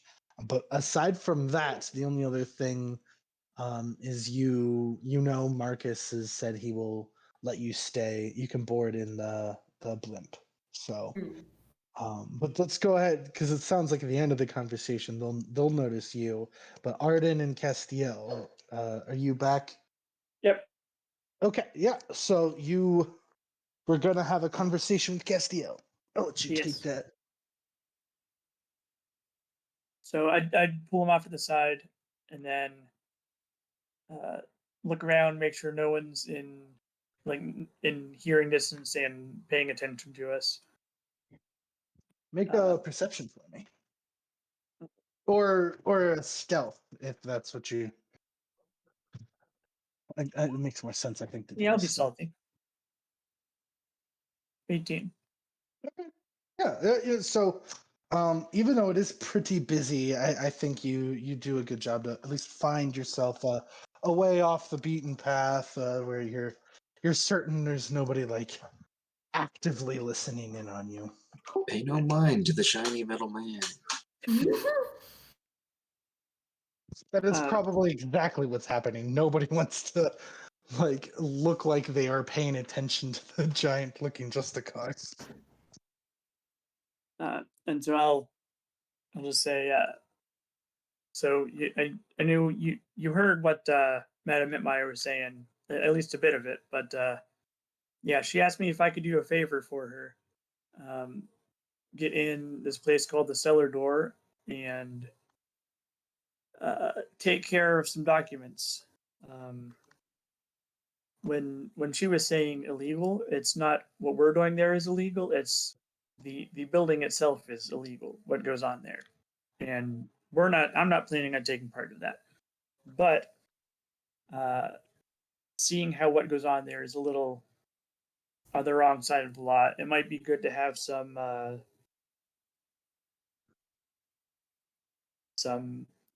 close to law adjacent backup.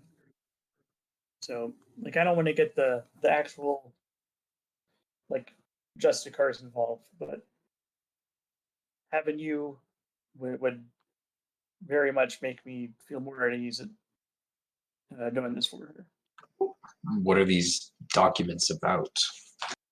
Oh, it's the usual posters, a painting. This doesn't seem like something urgent. I don't understand. Well, uh, Are they they're a are they tenor. embarrassing? Well, He it's not. gives you a nod. Oh, yes, that is it. They are embarrassing for her, and so I'm getting that as a favor. Oh, and we're not supposed to look at them either. That was like part of the deal. Can I get an insight check? Oh yeah. Listen, Nice. Arden, you know I grew up very high noble blood, but even Celestials have their secrets.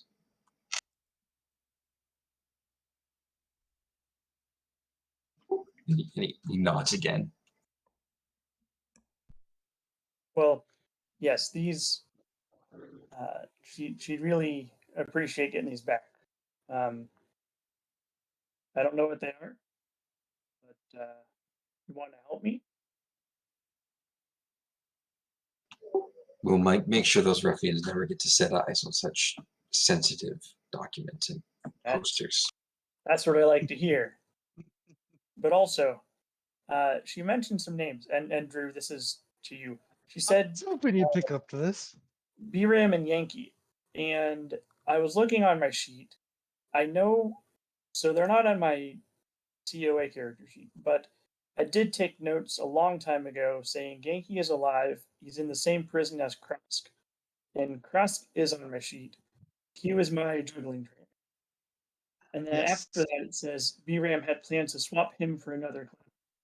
So are they Shadow Cirque people that I know about? Yes, you murdered them. Yes. So, if you remember, this was a one-on-one session between sessions. You and I had Krosk met, asked to meet with you while he was imprisoned. When the Shadow Cirque that you guys discovered all got arrested, or Krosk got arrested with them, and he was beaten up pretty badly in jail for snitching. And so he met with you and explained, the precarious situation that he's in, but he knew that they had just made a swap for Krosk, and B-Ran and Krosk were going to go hide in the mountains. Yankee. Yankee, B-Ram and Yankee. yeah. Okay. And so he told you where they would be, you intercepted them, and that is the fancy suit that you wore to the party, was B-Ran's. It's his suit. Yes. So when Madame Mitmeyer brought up the names of those two are the ringleaders for the Shadow Cirque here, you know that you killed them. Yes. Okay. So this is still fine. I wouldn't have told her that because she doesn't have to know that. But to Castiel, I will say that she mentioned some names, B-Ram and Yankee, and a little bit before we ran into you and met, I ran into them, and they are not good people. Well, let me say they were not good people, because as far as I know, they were no longer people; they were just corpses.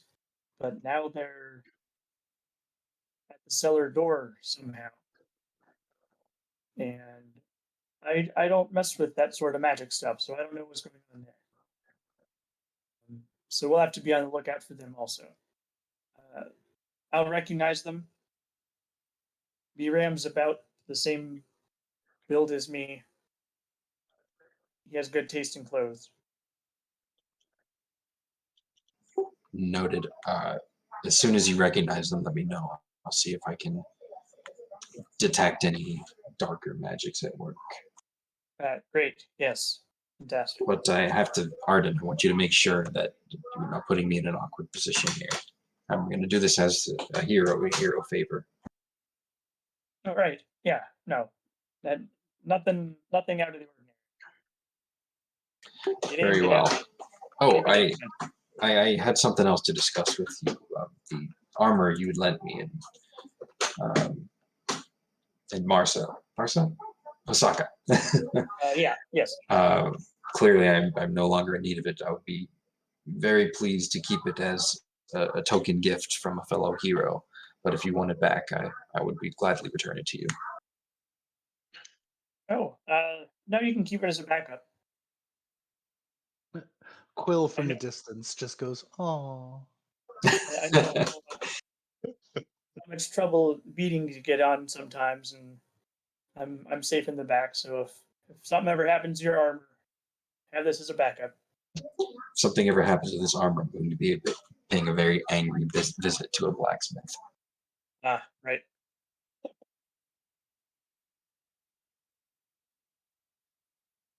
So, Madam Mittenmeyer, huh? Yeah. Yeah. Yeah, she's adventurous. I've noticed. Not quite the same way I have, I don't think. I suspect not. Bullshit that I walk into. What'd you say, Jake? What BDSM bullshit that I walk into? Well, I guess if you walked in on them, maybe.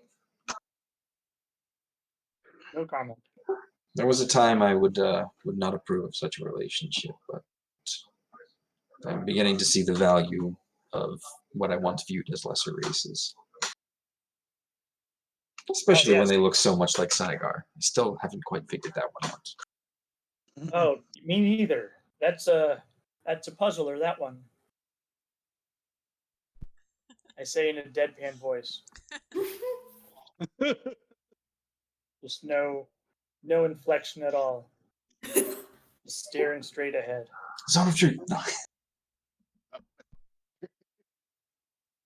Any time that we're finished with this conversation is good. Yeah, okay. Yep. Well, looking up and seeing Clyron fly by, I'll look back at Art and say, actually, Miss Brisk. Oh yeah, he was.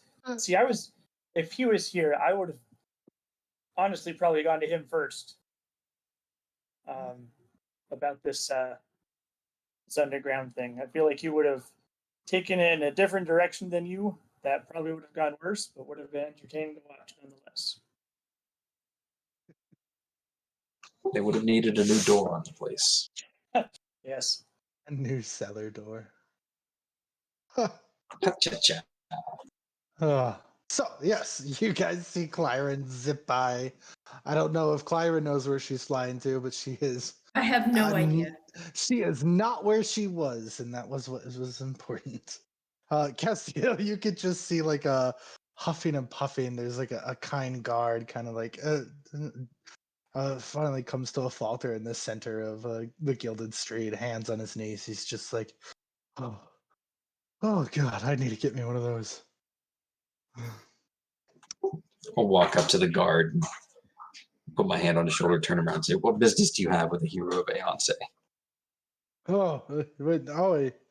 Not at all. It's just some elf came into the store with an odd amount of money. I mean, what elf has 5,000 gold? It's just thought it was suspicious. I was gonna trail her, but apparently she got wind of me.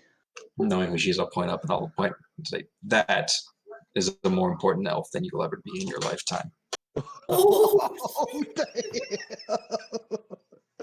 it's just like 1,000 miles stare, just like kind of putting it together and like slowly realizing who you are. I'm gonna go back to work. Just That kind of like is a good idea. drags his feet back towards the jewelry shop. Oh shit. Oh, fuck. So, everybody is kind of caught up in time. At this point, we finished with, we're approaching evening of this day. Marcus, you're just still tinkering, working hard on this stuff. You got your food. I guess I'm gonna go check in on Marcus. Yeah, if you'd like. Clyron, you're still the only person that doesn't know anything about the cellar door, but Marcus doesn't either. So you head that way.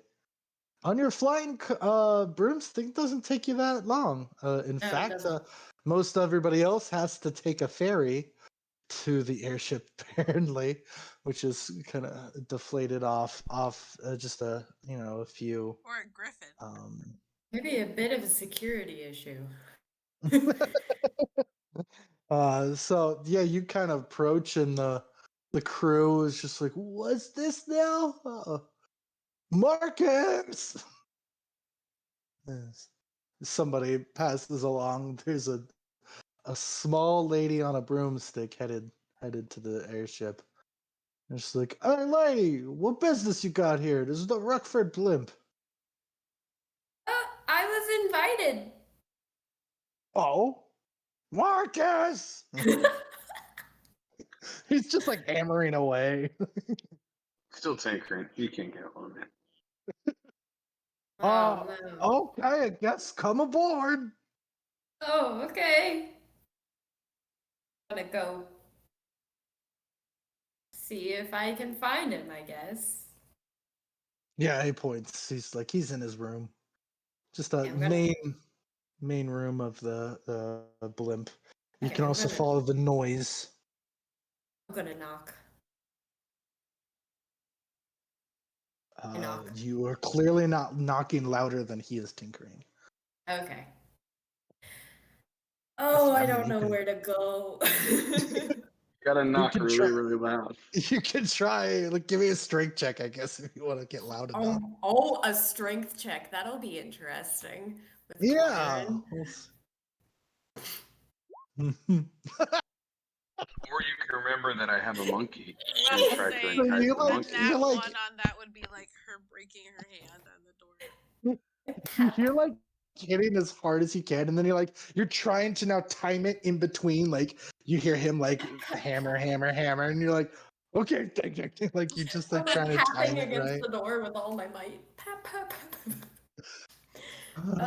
And you just like look up, and like in this kind of the not like a doggy door, but like this gate right above the door, there's like this little monkey kind of sitting there, just having like just kind of chittering and laughing at you, hitting yourself against the door, and it's kind of like in a mocking way, pretending to bump itself up against the wall. Fruit monkey. Okay, I'm going to cast Enlarge on the monkey.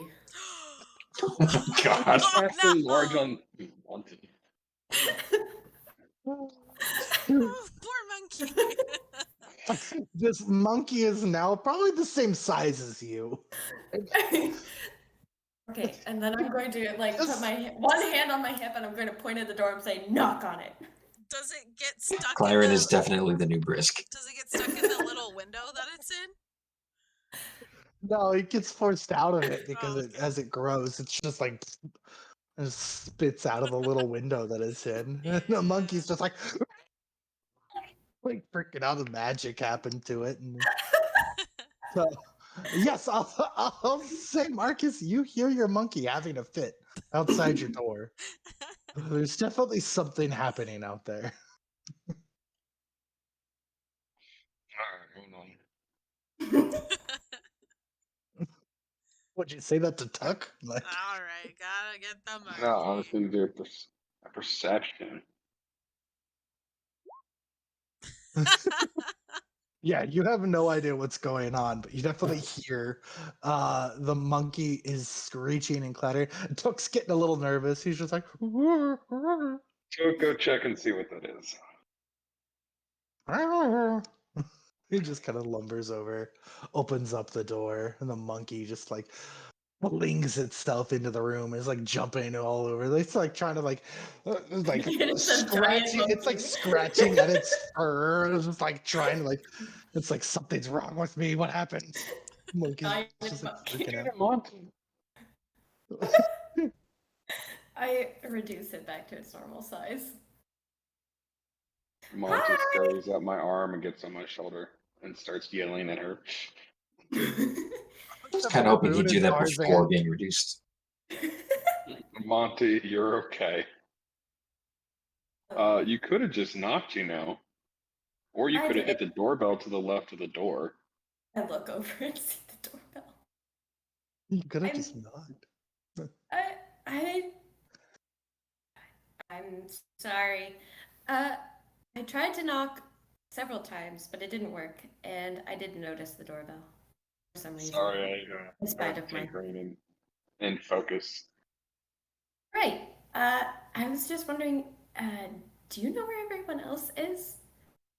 I have not heard anything. I can ask one of my dock workers to see if he's heard anything. But you're more than welcome to hang out here.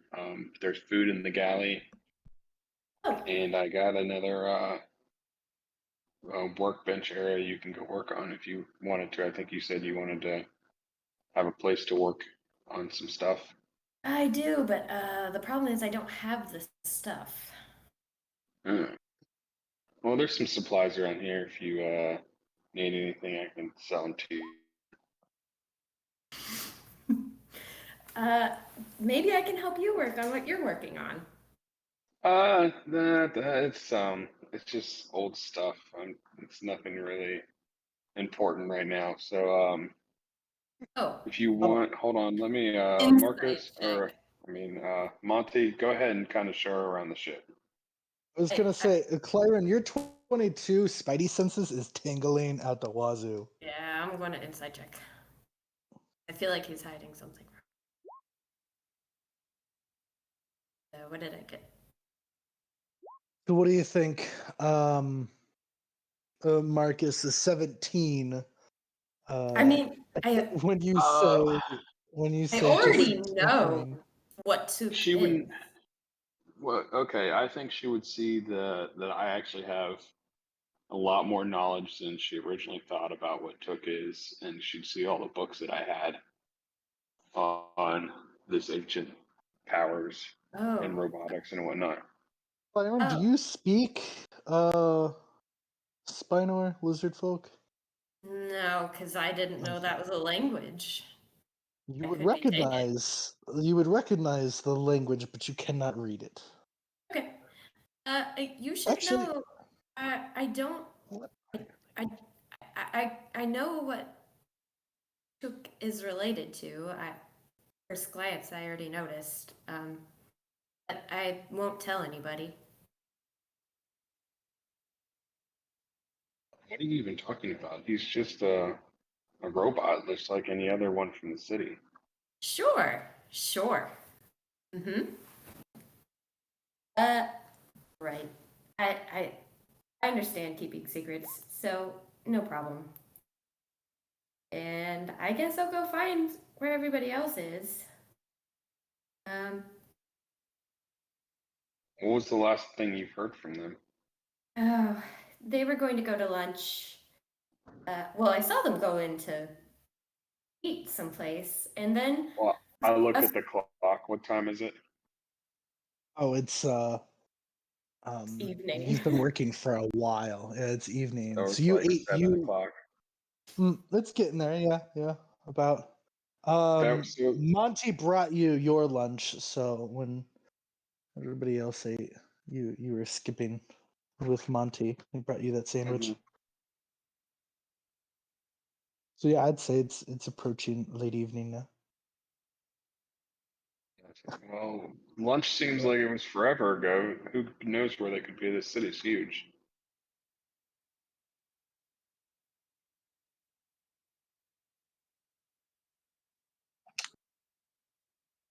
It's true. It's Yeah. very large. I'm going to go scope around and hope I can find somebody. At least I know where Quintetta's house is. Well, do you That's know right. where You they went stayed for there, didn't you? lunch? Yeah. Sorry? Do you know where they went for lunch? Maybe somebody there knows where they went to. Oh, that's a good idea. Yeah, I'll go there and see if they know. Okay, I'm gonna take off. I'm trying to find them. Take Monty with Take Monty with you if you need to send me a message. He knows where to find me. Oh, okay. I'm gonna take the monkey, I guess. The monkey that now probably Monty hates you. does not like that. Just like I pat him on the head, just not zero Well, so emotional intelligence. I whisper to Monty, keep an eye on her. I don't trust her because I'm worried about Does Toke. that So I want like to make sure that she's not going to go like tell anybody about him. Do you speak monkey? Make a I sleight of can hand read. for me. I can read lips, right? Well, I Yeah. think Monty's He like a doesn't know that, pet, though. but I wouldn't like specifically like. I mean, I'm not really communicating, but I'm basically like having him keep an eye on her. But what do you want me to roll? Sleight of hand. I guess stealth makes more sense. I'm sorry. Yeah. Yes, it is. Okay. So, yeah, Monty looks a little apprehensive, but he kind of gets the idea. You can tell he kind of knows what you're talking about. Yeah. Clyron, give me an animal handling Oh goody! as you Oh try to boy! as you pat this monkey on the head. Gonna bite me. Don't get bit by the monkey. He's gonna bite you. That's such a fun Oh game. no. He bites you. Oh. Ow! How much damage did I take? One. Okay. One? There goes one of my temporary hit points. What do you mean one? That's the So max what? damage Monty can bites do. her. Yeah, he bit me. Yeah, she tried to pat him on the head, and he just like, like just a quick little let you know, like, don't touch me kind of thing. Did you just Griffin beak bite? Is I that what was that is? seeing how much. Did a griffin just come out of nowhere No. and attack me? No. Oh You just- my I god! was just rolling Did to your see what griffin kind just of damage a bite? bite can do. You just bite Hermes. Ignore that. Okay. Pat the So monkey on the Claren, you're head. gonna just Claren, give me an investigation as you just head on out. Okay. Hopefully, gonna find these guys.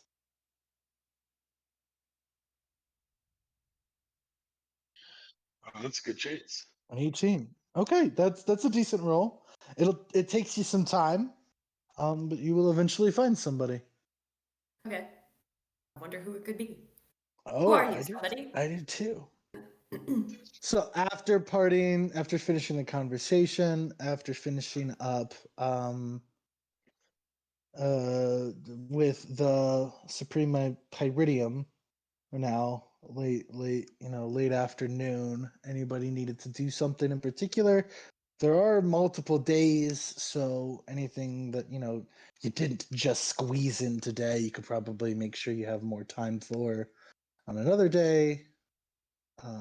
Yeah, I'm not worried about anything else tonight. Do you want to push off Nikolai conversation for another, the next day, Nairomi? Or are you going to try to fit that in tonight? I'd like to Because I have. know Nairomi's all about that time. So Yeah, I'd like to have dinner with them. okay, yeah. So that's where you head. Is it just going to be you? Are you going to like tell Quintetta like I'm just going to go have dinner with my uncle? Yeah. I'll meet up with you later. Yes. What you All said. right. So, I'm gonna just go ahead and say, Quintetta, you meet up with Arden and Castiel, and Clyron. That is who you were able to find. Is the group of them.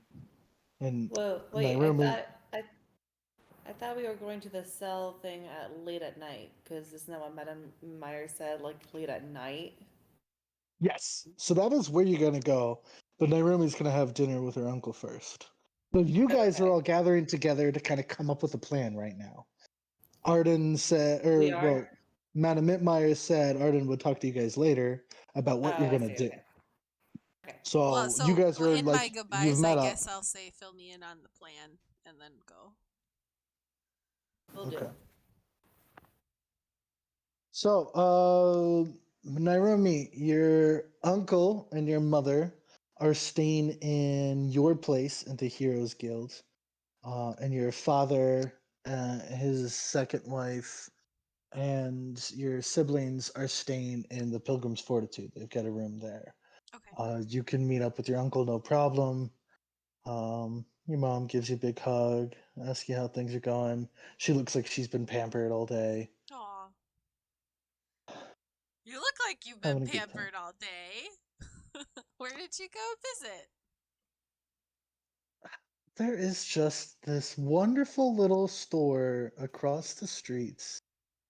Sparkle makes the most wonderful Oh dresses. no. I've met They Sparkle. Oh, we should go get our nails done together. I didn't know Sparkle did nails. She does it all, apparently. She'll tell you all about it. Well, I'm glad she showed you a good time. I actually just bought some new boots over there. But anyway, I'm here to, I guess, more or less talk about pressing matters with Uncle. Yes, Ian told me as much. You two enjoy dinner. Well, no, Mom, you please stay for dinner. Whatever I say to him, I would think that you would be fine to Oh, hear. okay. If you want to involve me. Oh, Mama! Little old me. No. Nosy, and she will You are stay. my mama. I trust you with my whole heart. Anyway, Uncle, it's good So, to see you. yes, I suppose you've had a busy day, preparing. So, where is the next big target? Target, you say. Well, we're actually going to, or I guess the plan is for most of us to go to Barosuk. And Myers. What? We're talking about Target, but I thought we were going to Myers too. We're going to My- Myers.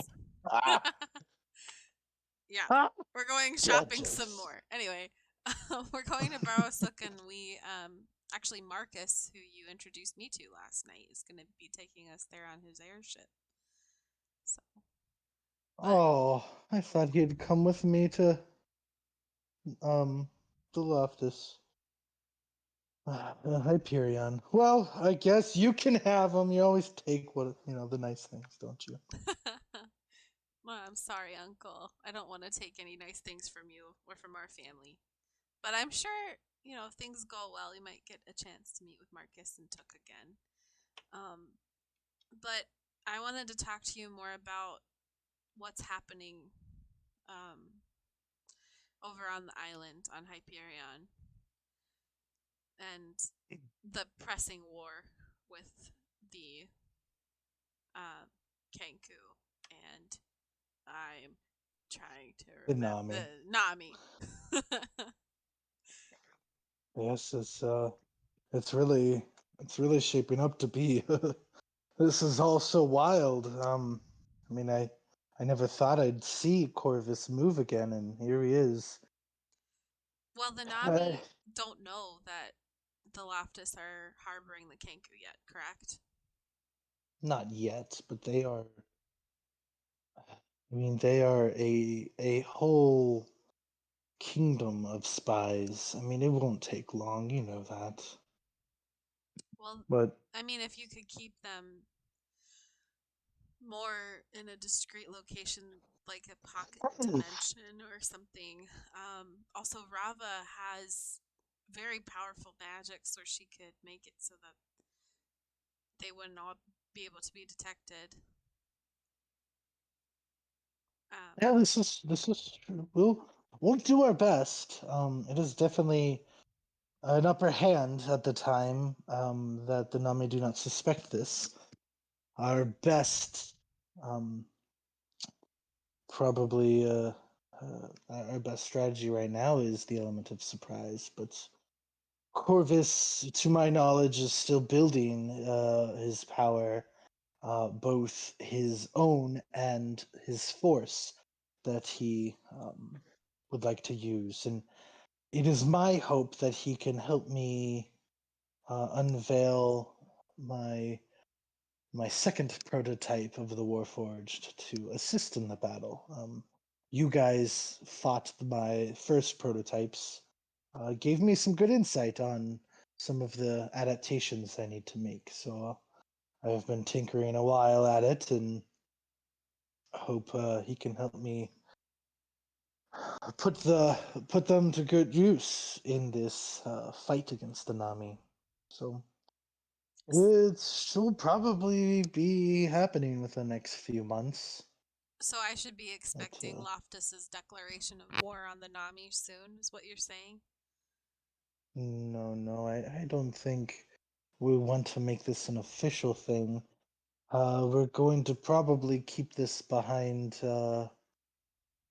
Corvus, have him take that mantle, but Is father? Nebuchadnezzar. Yeah, is father Say that getting again? involved? Well, you know, your father is a skilled businessman. I'm sure he's gonna do his part, but I don't. That's probably the furthest of his involvement. Your grandfather will definitely probably be the one willing to declare war, because in the end, I'm sure he's gonna want to reap the rewards of seceding the Nami. Or not seceding. I'm sorry. Gaining the Nami territory. Right, that they are This complete could opposite of go. us and bordered on each side by an alternate country than ours. That's just the constant struggle over Hyperion and the search for power. But I am more concerned with the release from oppression for the Kenku, and I want to help Yes, it's a support sad thing. Rava. So I wanted to ask you, how did you leave things with Corvus last you spoke to him? Is Corvus with the Kenku in Loftus now? And also, I wanted to ask you more about what you were doing with Corvus and what you learned of him. And Corvus is incredible. He's the Archmage of Transmutation, which is just the key, the right kind of magic I need to really put these Warforged to make it reality. I mean, the things I've seen him do borders creation itself. I mean, you know the story. He made the Kenku. Yes. To them, he is their god. So I've already built the clockwork soldiers. Why not the Warforged? Completely self-aware and automatic beams, just like the Kenku. Just I don't know, different, If you were to make them, mechanical. what would make you think they would ever want to fight for you? That's just the thing. I think Warforged being more machine than material, like the Kenku, I think they can be programmed to follow orders, just like the Clockwork Soldiers. They'll just be more computing. Not, I could tell them what I need them to do, and they'll figure it out themselves, rather than I have to tell the Clockwork Soldier everything I want it to do. It would be so advanced. Yes. I just We worry we about how something that becomes so advanced would mean for the modern world, but anyway, that's not really what I am most concerned about right now. The Kenku and Corvus are all at the Loftus estate right now. He is preparing and building his forces. I see. Oh, that was the other thing you asked me. I'm sorry to interrupt. I was just trying to. You have so many questions. I do, Uncle. There's a lot going on all over the world, and I was hoping I might be able to pick your brain over another issue that I have been fighting with. You see, when we visited Shijian Danji, I actually encountered another version of myself, a Nairomi from the past who had given up on all hope and was creating this infinite time loop in Marzam's tower. Do you know of Marzam? I'm not familiar with him, no. Well, Marzam is, what is he, the Archmage of Divination. Divination. And though we were able to face this other version of me, and I have since, combined with her, if that makes sense. The town of Shijandanji most likely now has been taken by gosh, what's that vampire's name? Von Diesel. Salin von Diesel. And Marzam refused to let us destroy his tower. And in Marzam's tower are portals to various locations around the world. Actually, Rava has memorized one of the portals and could make a portal for, which might be of good use for this upcoming battle, but this portal of teleportation is very bad in the wrong hands, and so I'm already worried that there are already seeds of chaos spreading across Aeonce. And although I'm trying to gather all of the creator spheres, and that is still our main goal, I don't know what I can do to help prevent Salin von Diesel and some members of the Dark Hand from causing such evils as Nagan Shi has once created, but on a grand scale. So I wonder. That does not bode well. I wonder if this might sound. I don't know if this is a great strategy at all, but if you find yourselves gathering together this force, perhaps you could try to. And you've dealt with the issue in Nami. Perhaps you could try to convince Corvus to aid us in the travails that are occurring at Marzam's tower. Or to find the portals on the other sides of the tower where these people are traveling to and shut them each off one at a time. Well, if I understand correct, if Marzam is an archmage, then Corvus should know him fairly well, and maybe the two could work something out. I do have some sway with Corvus, especially since these favors that we are doing for him.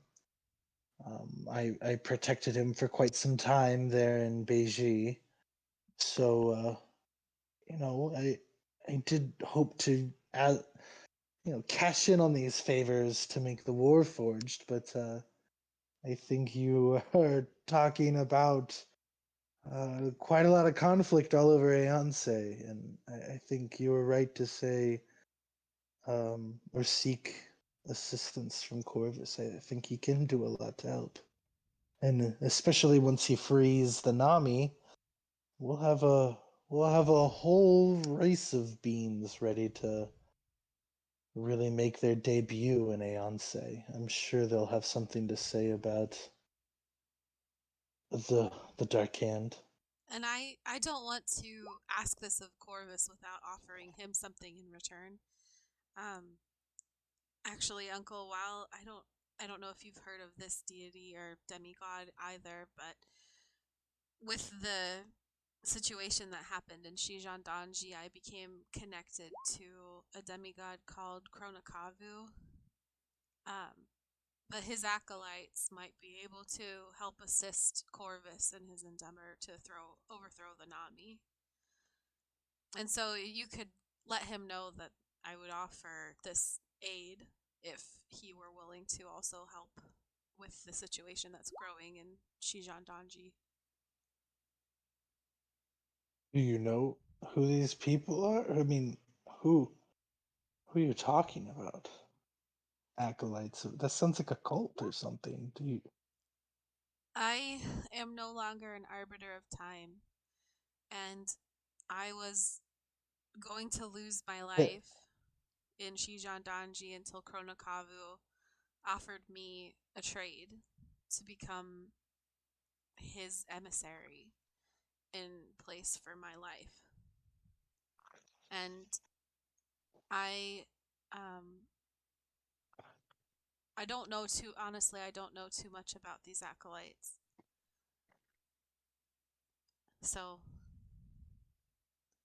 But I do I know would that if look I into make that another first. trade with Chronocavo, that he would offer assistance on my behalf to the effort in Loftus.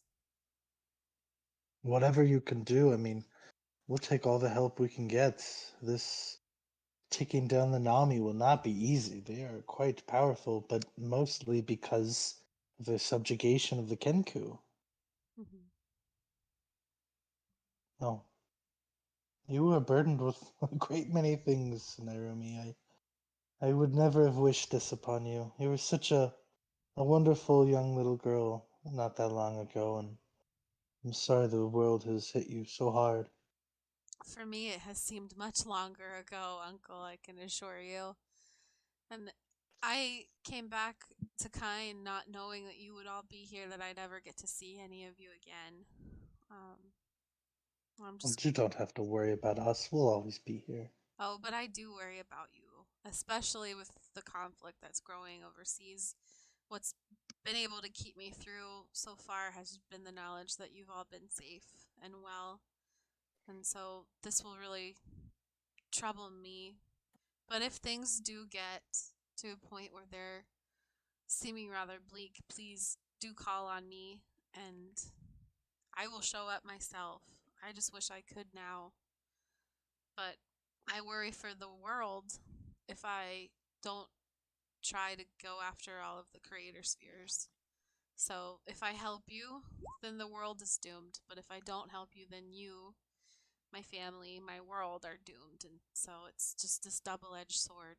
But I want to do what I can to help on both fronts. Well, I don't think we're so doomed without your help. I'd like to think I can hold my own, Nairumi.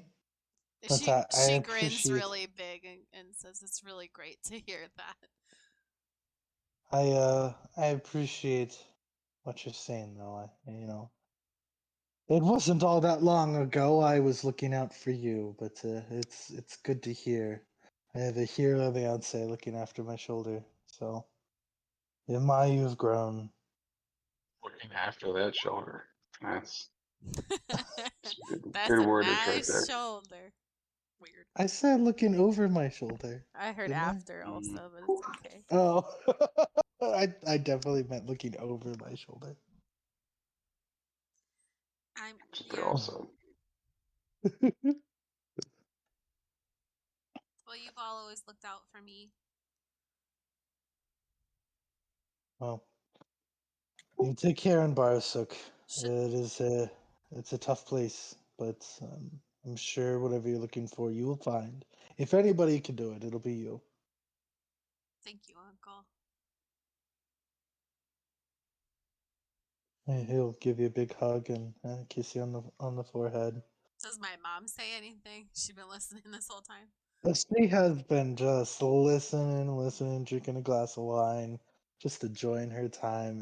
And her eyes are probably so big right now after just hearing thing after thing after thing, just like big trigger words.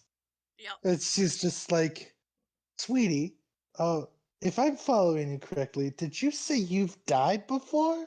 Oh no, Mom. Not really. Time is I don't. irrelevant anyway.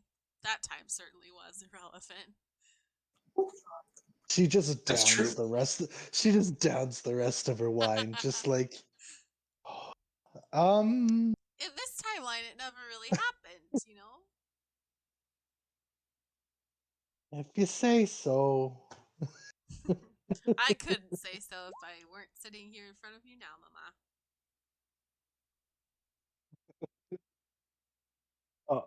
So with that, I think you guys can finish up a nice dinner together, and from there can quickly catch up with the rest of them. Hooray! Did you guys all like meet in Arden's room, or where did you guys all go once you gathered together? That works for me. What was that, Arden? I'm fine with that.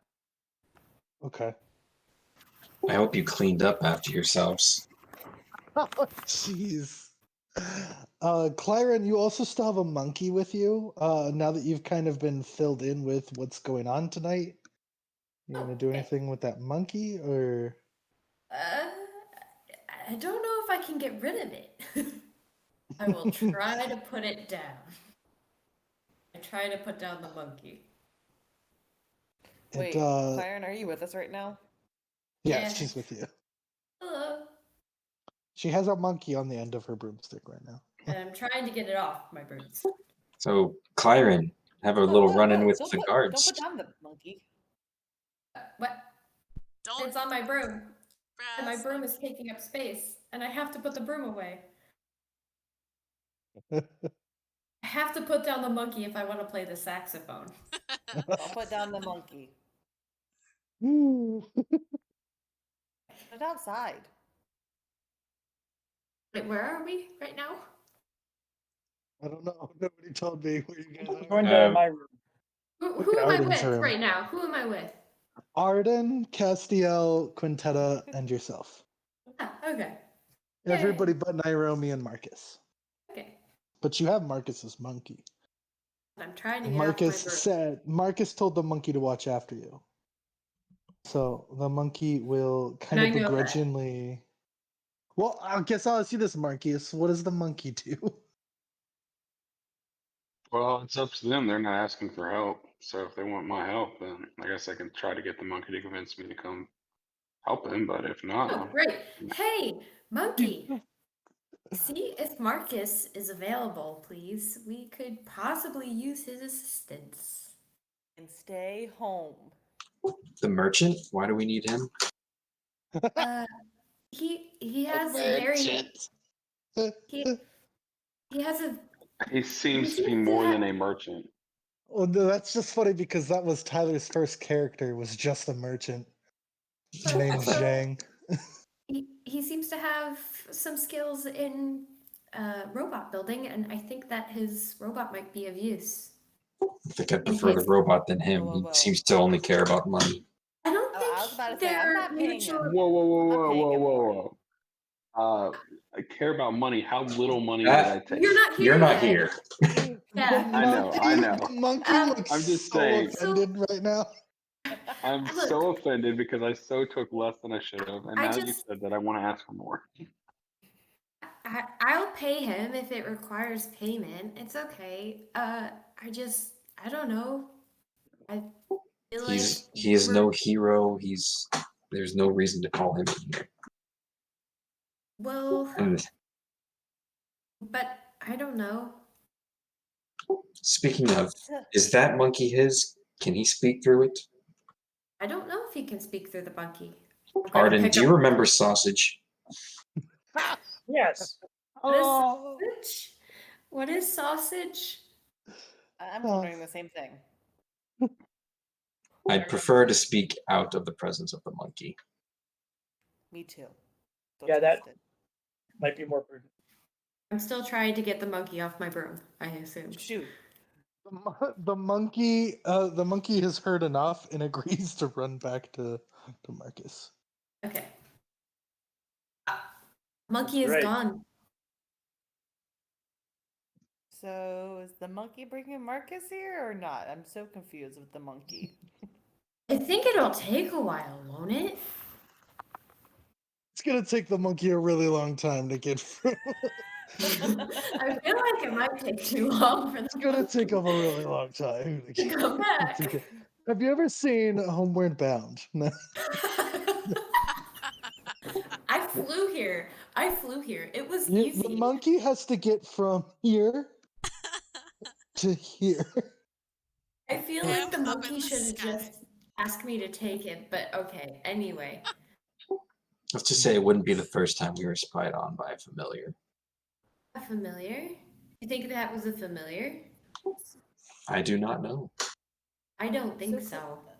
So, Claire, why do you think Marcus can help and for free? Distraction. You know. Use him as bait. Perfect. Yeah. He's not a hero of Aeonce, so no one's gonna recognize him, right?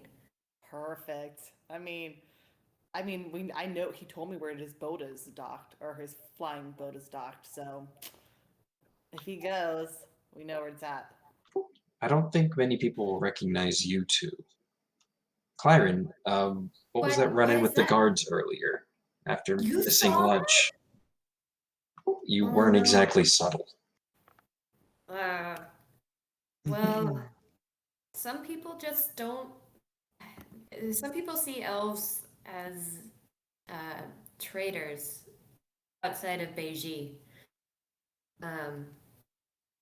And a celestial woman at the shop that I bought a ring from didn't think I should be there. Oh, I see. And Drew, am I able to? I know that I probably kept Alvera close to me, flying above me. Am I able to go to the window and call my familiar and send a message through my familiar?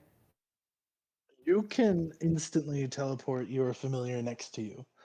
Well, I'm indoors. I don't And want to be you can outside.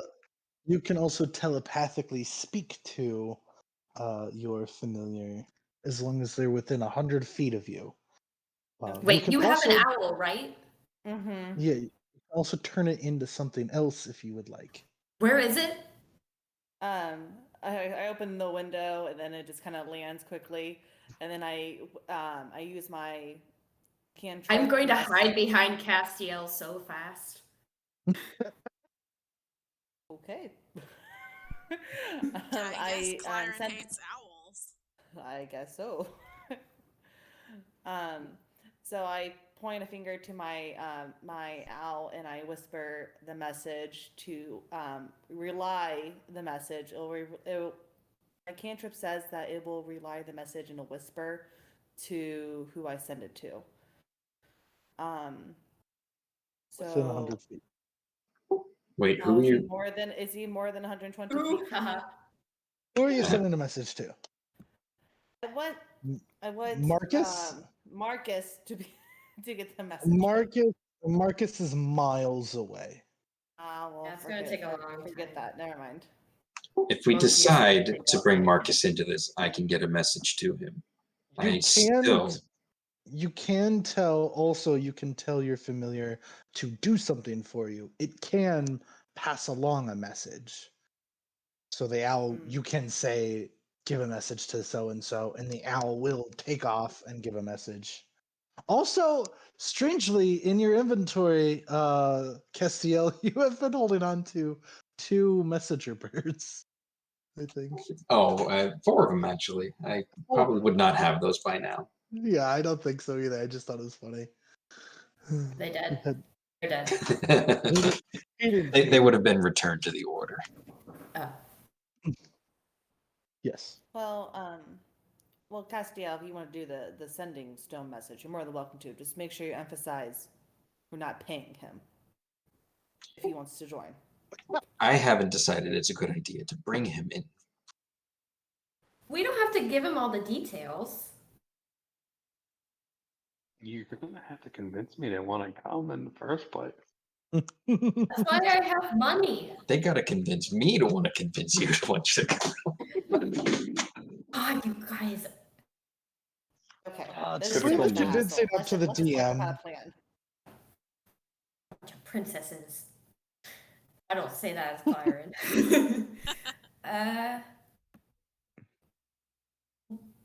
All right, like I said, Arden, I what's think- the plan? All right. So, not sure what all Madam Myers told you all, but there's an establishment here that has some stuff that she would like us or me to retrieve for her. And she said it might be a good idea to get some help. And so that's where the team here comes in. The place is the cellar door, not like in this building. That's the name, the cellar door. And we have to. Is it in the attic? Actually, do I know where it is? Would I have seen this before? Like in passing? The cellar door? Yeah. No, you've never seen this place. Okay. So it's I'd like it's probably more of an underground type of, not like literally well, it might be underground, but not in plain sight. It's a little bit illegal what goes on there. If this is happening in Arden's room, the Madam Mitmeyer is sitting there, so Oh, yeah, okay, cool. She can help Cool. fill in the rest of the details, knowing that everybody in this room has agreed to assist. Yeah, so she explains it is in near the docks, near manufacturing area. So it's kind of this district over here. There's a cellar door. It's an alleyway between a few buildings. But the real place is underground. So you'll enter, you'll go through some tunnels, you'll get there. And it's kind of like this underground bar and fighting pit. She highly recommends you don't go as yourselves. Right. Yeah. She suggested disguises. So Estiel, you will not make it in the door. You are a brave and noble person. I appreciate you wanting to help with this. I think I'm uncomfortable with you going as yourself. Your comfort doesn't matter much to me except for retrieving those sensitive documents. Sensitive documents? Yes, Ah. it's not what you think. But I don't quite care what you think about it. I just, please don't pry. I I'm not prying. means I've spent enough time amongst noble celestials. You do not need to say anything further. No, Not the Castiel, I appreciate think you not need to say anything further. oh, I think that you're all about this. What did I Regardless, do? I don't know if you've noticed, but I do not disguise well. I noticed the new armor. It's a great look on you. Well, if you can't disguise, you could always disappear. I have cream of invisibility. Is Nairobi here? Cream of Yeah, I invisibility. thought Did this. you read I'd. You're not there yet, Oh, but my bad. Nairobi's not here yet. I thought I had met at the. this is happening while you're having dinner. Although you are just a few rooms down because you're having dinner in your room. Right. But this, But you're so not here. far, this is happening while you're having dinner with your uncle. Okay. So I do have a disguise kit from my time as a juggler in the circus. Madam Mitmeyer, you probably also have. Yes, I can do makeup for anyone. Yeah. I can cast alter self. I can do that too. Hey. Yay! But you're forgetting one small detail, and Castiel points at his halo.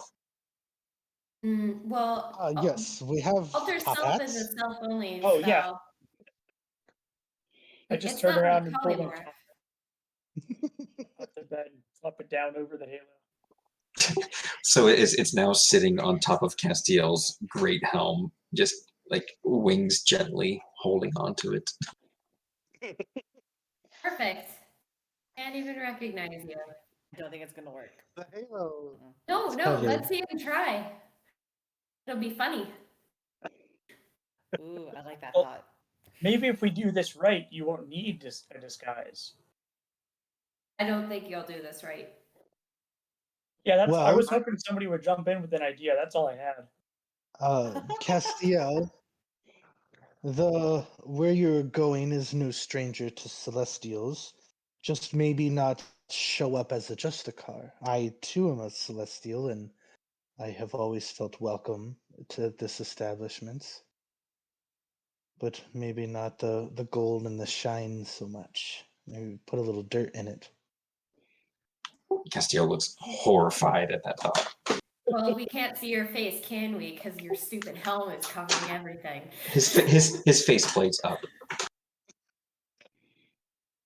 So we can see the window of your face. What window? It's all dots. No, I see so it's pictures of the helm. you know how like great helm faceplates they can like slide up. Oh, I So see. so you fold Castiel, it the up to eyes of show- it slide up underneath the wings, so the wings like cover the eyes, and his face is Wow. visible. Okay. Well, well, I think both Quintetta and I can disguise in there. Perhaps Okay, you so could you use have me outside of the establishment in case something goes wrong. That would be a good that's idea. Trust me when I say I do not disguise well. Then okay. you should not disguise, should you? I think having a Yeah. jester card come in and maybe raising some rabble rousing might. I fear the Justicars are coming anyway. Oh, That might be, but that's why I say this might be time sensitive. I would like for this to be done before the Justicars get there. hmm. Maybe you could be you That's could why show up to serve as a warning. yeah. Yes, I think a surprise inspection and possible serving of documents would do. That's sort of what I was going for. Mm. Or I Monty. mean, some of the people in this place have killed for less, so it's worth a shot, though, I guess. They might find themselves a harder time killing me. That's my hope. You have to remember the main target is these documents and stuff in the office. What do we do with them when we get them? Do we eat them? What? Actually, yeah, I think before I'd take care of them, but do you need them back or just need them destroyed? Destroy them as soon as you find them. Oh, Okay, well, so that's we a lot eat easier. them. Clyra, no. On hearing that they'll be destroyed, Castiel does look sympathetically at Arden. Mm. Hey, Oh, is there Not- something on there that you need? Pardon? not those type of documents. But no, I don't need them. I Insight need- check. I'm more worried about the people there. So there's two people that I've heard of. Ooh. Hmm. You're worried about who? These two, B-Ram and Yankee. You said they're there, like right now, as of the last time. When's the last time you knew they were there? I guess. Oh, that had to have been years ago. They took over maybe 5 years ago. Oh, okay. Oh, good. You don't need to worry about them. Yeah, maybe I don't then. Why wouldn't you need to worry about them? They're the ringleaders right now. Well, they might have been at one point, but does she? How often did you like go and would you recognize them if you saw them? And I go and put on my cape. What is it? No, I've never seen them before. I just know Okay. that is the names of the people who took over. Hmm. Yeah. Well, I've ran into them, and they are no more. So I don't think we have to worry about them now. They're no longer. They're dead. I'm Yes. confused. Did you As kill a them? yes, yes, I did. Ooh. Okay, this could work. Okay, does anybody know this? Well, was anyone? I don't remember. Yeah, make a an insight or an intelligence or something. So, Yeah, 18. no, you know when you killed them that like it was just you and the two of them in the room. But Yeah. it was quite an ordeal, and you weren't quite stealthy about it. So, as far as the aftermath, you're not so sure. Right. Okay. Who what I was knows thinking. what? So at the time, no one knows. I haven't told anyone. I can't say what happened after. I know I'm not the when it comes to shall we say old friends of mine. I'm not the most clean with how I get things done. Maybe we shouldn't do this, Arden. They're gonna know that you killed them, and if they're dead, then that just creators know who's taken over since. There's gonna be backlash. Maybe we can use that to our advantage. If you show up, they're certainly going to be distracted. Yes, actually, I have Birim's accessories here. I think it was this patent scepter. You wore his outfit to the party we just went to. Oh. I said he had good tasting clothes. I did say that. I did. Oh my. Well, this is okay. So yeah, if I were this, I'm glad you took care of I'm them. sure That's they would what I would recognize. have done. Okay, so it sounds like you guys are going to show up there, and disguises are just to protect your own identities. But I'm sure these people are going to know who you are. Distract them while somebody else sneaks in and steals the stuff. Don't steal it, destroy it, get rid of it, all of it if you have to. Okay. That should do. I thank you so much for doing this for me, guys. It means a lot, and I'm sure there's much more I can give back to you all in return. It's okay. We'll make sure nobody sees those sensitive Do you have documents. a map? How sensitive. Yeah, do we get blueprints? She gives you a descriptive detail of how to get there from here. No, so there's no map of like the village. She just says it looks like a monster cave mixed with a bar. So, Is there yeah, any passwords or anything we need to actually access it? not that she would know anymore. Okay. And if we have to, or if your name comes up, would that be good or bad? That would be bad. Keep me out of it, Okay, right. please, as best you can.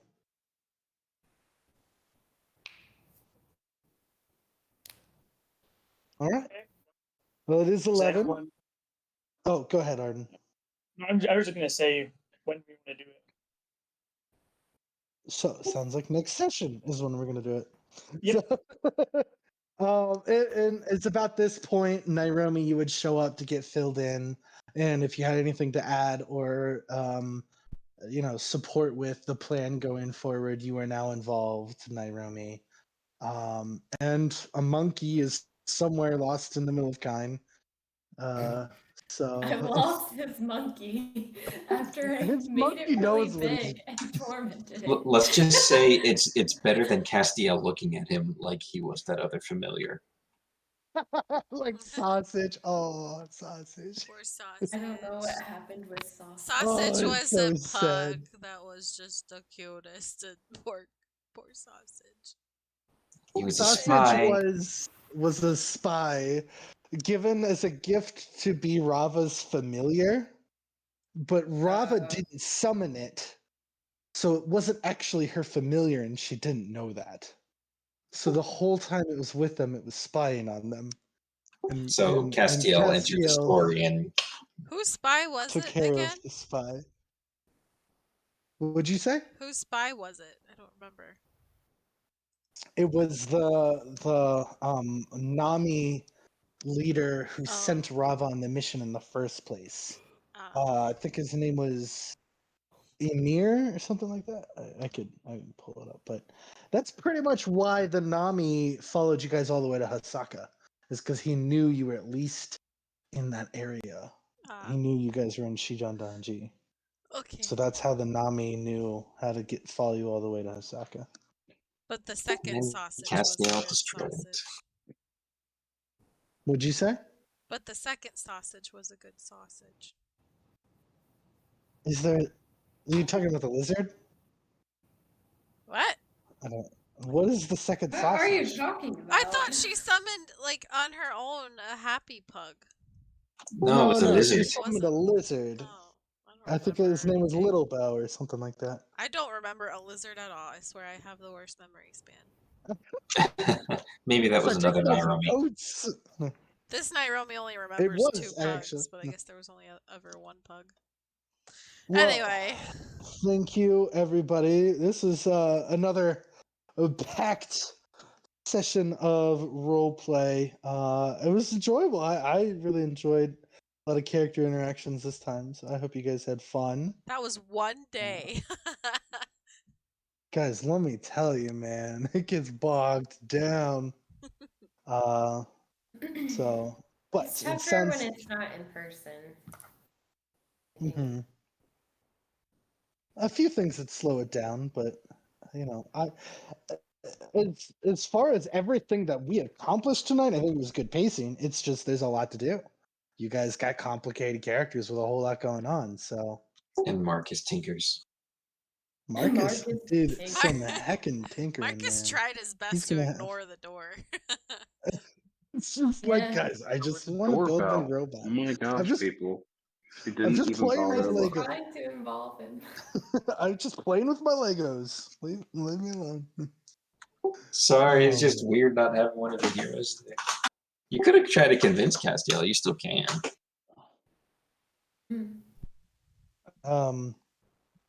Nah, you just I always don't. gotta. I wouldn't even know how to approach that with Clyron. You guys She all is played your very characters, and that's all I need you to do. So you did great. If it works out that way, I mean, Marcus answered the right way. Like, why would I come? Even if you ask me to, why would I? Like, it's Right, he yeah. has no motivation to join either. That's why I offered money. Why do you guys Over assume I want money? money. Because literally the only interaction Castiel's had with you was demanding money for an rocket true, an airship yeah. to the one place they need to go. Also, parts are expensive. That is true. But you also don't know that I'm a part of a midnight fight club We with don't Took know. and Took goes and battles people for me. What? No, I don't know. I don't know any of this. So right now Yeah. you're just the guy who wants money. I don't think is any of that true. I don't know what you just said. Took now canonically participates in the Mentioned Midnight that. Fight Club. Write that down, It DM. just became real steel all of a Good sudden. night. No, it's BattleBots. Yeah, It's Big thanks for Hero playing 6. tonight, guys. See you in 2 weeks. Have a good night. Yep. Good night, everybody. Thanks Oh, to everybody man. who tuned in for the stream. We'll be on tomorrow night. Goodbye. Bye, Bye. guys. Bye. Stream. Bye.